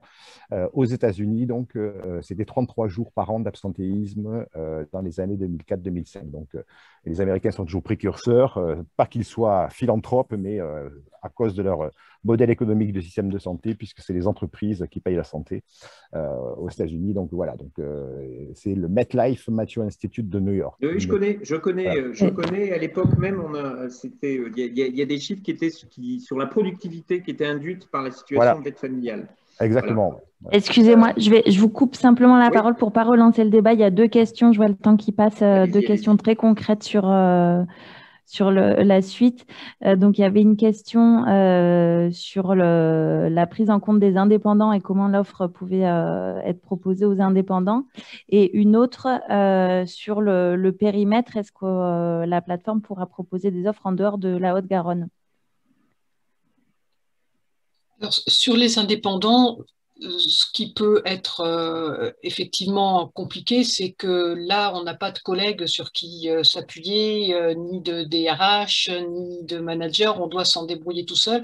Ça peut faciliter les choses en termes d'emploi du temps, mais l'isolement et l'épuisement, il est encore plus fort. Je pense que là, la participation au groupe de pairs et l'accompagnement personnalisé peuvent être des solutions. Le groupe de pairs, en tant qu'échange de pratiques, entraide, etc., quand il est animé de façon professionnelle, est quelque chose qui est très puissant pour sortir de son isolement et déjà se rendre compte qu'on fait déjà beaucoup de choses très bien, qu'on peut en faire d'autres mieux et aussi avoir une vraie reconnaissance, une vraie réappropriation des compétences qu'on déploie. Donc voilà, le groupe de pairs, c'est une solution pour les indépendants. Et pour ce qui est de la Haute-Garonne et du lancement de l'expérimentation, quel est le périmètre? Ça, c'est vrai que c'est quelque chose. Moi, j'ai envie de dire que ça peut être ouvert après. C'est vrai que la période qu'on a connue fait que la distance physique devient quelque chose peut-être de moins embêtant. L'idée, c'était de créer aussi une émulation locale, mais je pense que dans une phase d'expérimentation, s'il y a des gens un petit peu plus éloignés, ça me semble intéressant, s'ils sont volontaires, s'ils ont envie de venir dans l'expérimentation. Et on a appris, malgré nous, parfois, dans tous ces mois, à se servir d'outils pour travailler à distance. Oui, je peux peut-être témoigner. Nous, depuis septembre, on a digitalisé nos formations et donc on a amené à faire des groupes d'aidants, de salariés aidants travaillant sur une même entreprise, mais même éparpillés dans différentes agences. Et ça fonctionne aussi très bien. Le partage d'expérience est là, l'écoute, la bienveillance se retrouvent malgré ces outils très numériques. On arrive à garder de l'humain. Mais si je puis me permettre, nous avons un partenariat avec un groupe de protection sociale spécialisé dans le bâtiment, donc ProBTP Poil nommé, donc effectivement, qui ont aussi comme volonté de s'adresser donc notamment aux entreprises, que ce soit les groupes avec qui on travaille, que ce soit Colas, Vinci, etc., mais aussi donc aux TPE et aussi avec leurs indépendants qui sensibilisent. Et comme le dit très justement Caroline, l'adaptation de nos accompagnements en distanciel permet de résoudre le problème et la barrière du lieu. Donc on peut de Toulouse, former des indépendants qui soient à Lille, à Lyon, à Bordeaux, à Nantes, à Marseille. Voilà, donc c'est l'organisation de la technologie permet aujourd'hui de lever les barrières. Mais effectivement, ils sont extrêmement compliqués et difficiles à adresser. Et c'est, je pense, aussi donc l'engagement des groupements de protection sociale de pouvoir s'adresser à leurs indépendants, à leurs allocataires qui sont indépendants. Ouais.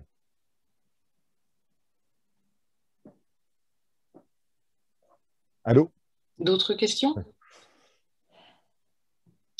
Alors, pas aussi concrète que les autres, donc je pense qu'après, on pourra revenir aussi individuellement en fonction des réactions et recontacter chacun des participants. On va peut-être clôturer. Moi, je voudrais juste clôturer une phrase et après j'arrête, promis, je ne parle plus.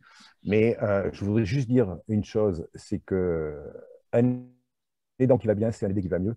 Et un aidé qui va mieux, c'est un aidant qui va bien. Donc, et c'est la philosophie que doivent comprendre et assimiler les entreprises. Voilà.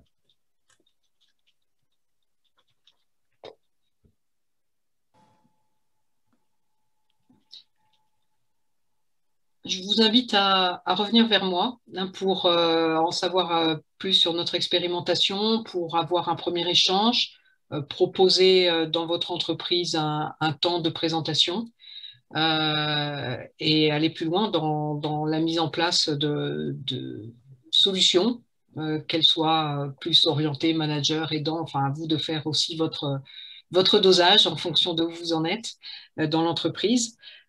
Pour pouvoir vraiment être dans cette logique de soutien, mais aussi de valorisation des aidants, dans une logique vraiment d'appropriation d'une nouvelle culture plus ouverte, plus attentive à ce qui se passe dans la vie tout court, dans la singularité de vie des gens qui sont ensemble dans l'entreprise, et ceci dans une dynamique vraiment de progrès pour tout le monde, quoi. Voilà.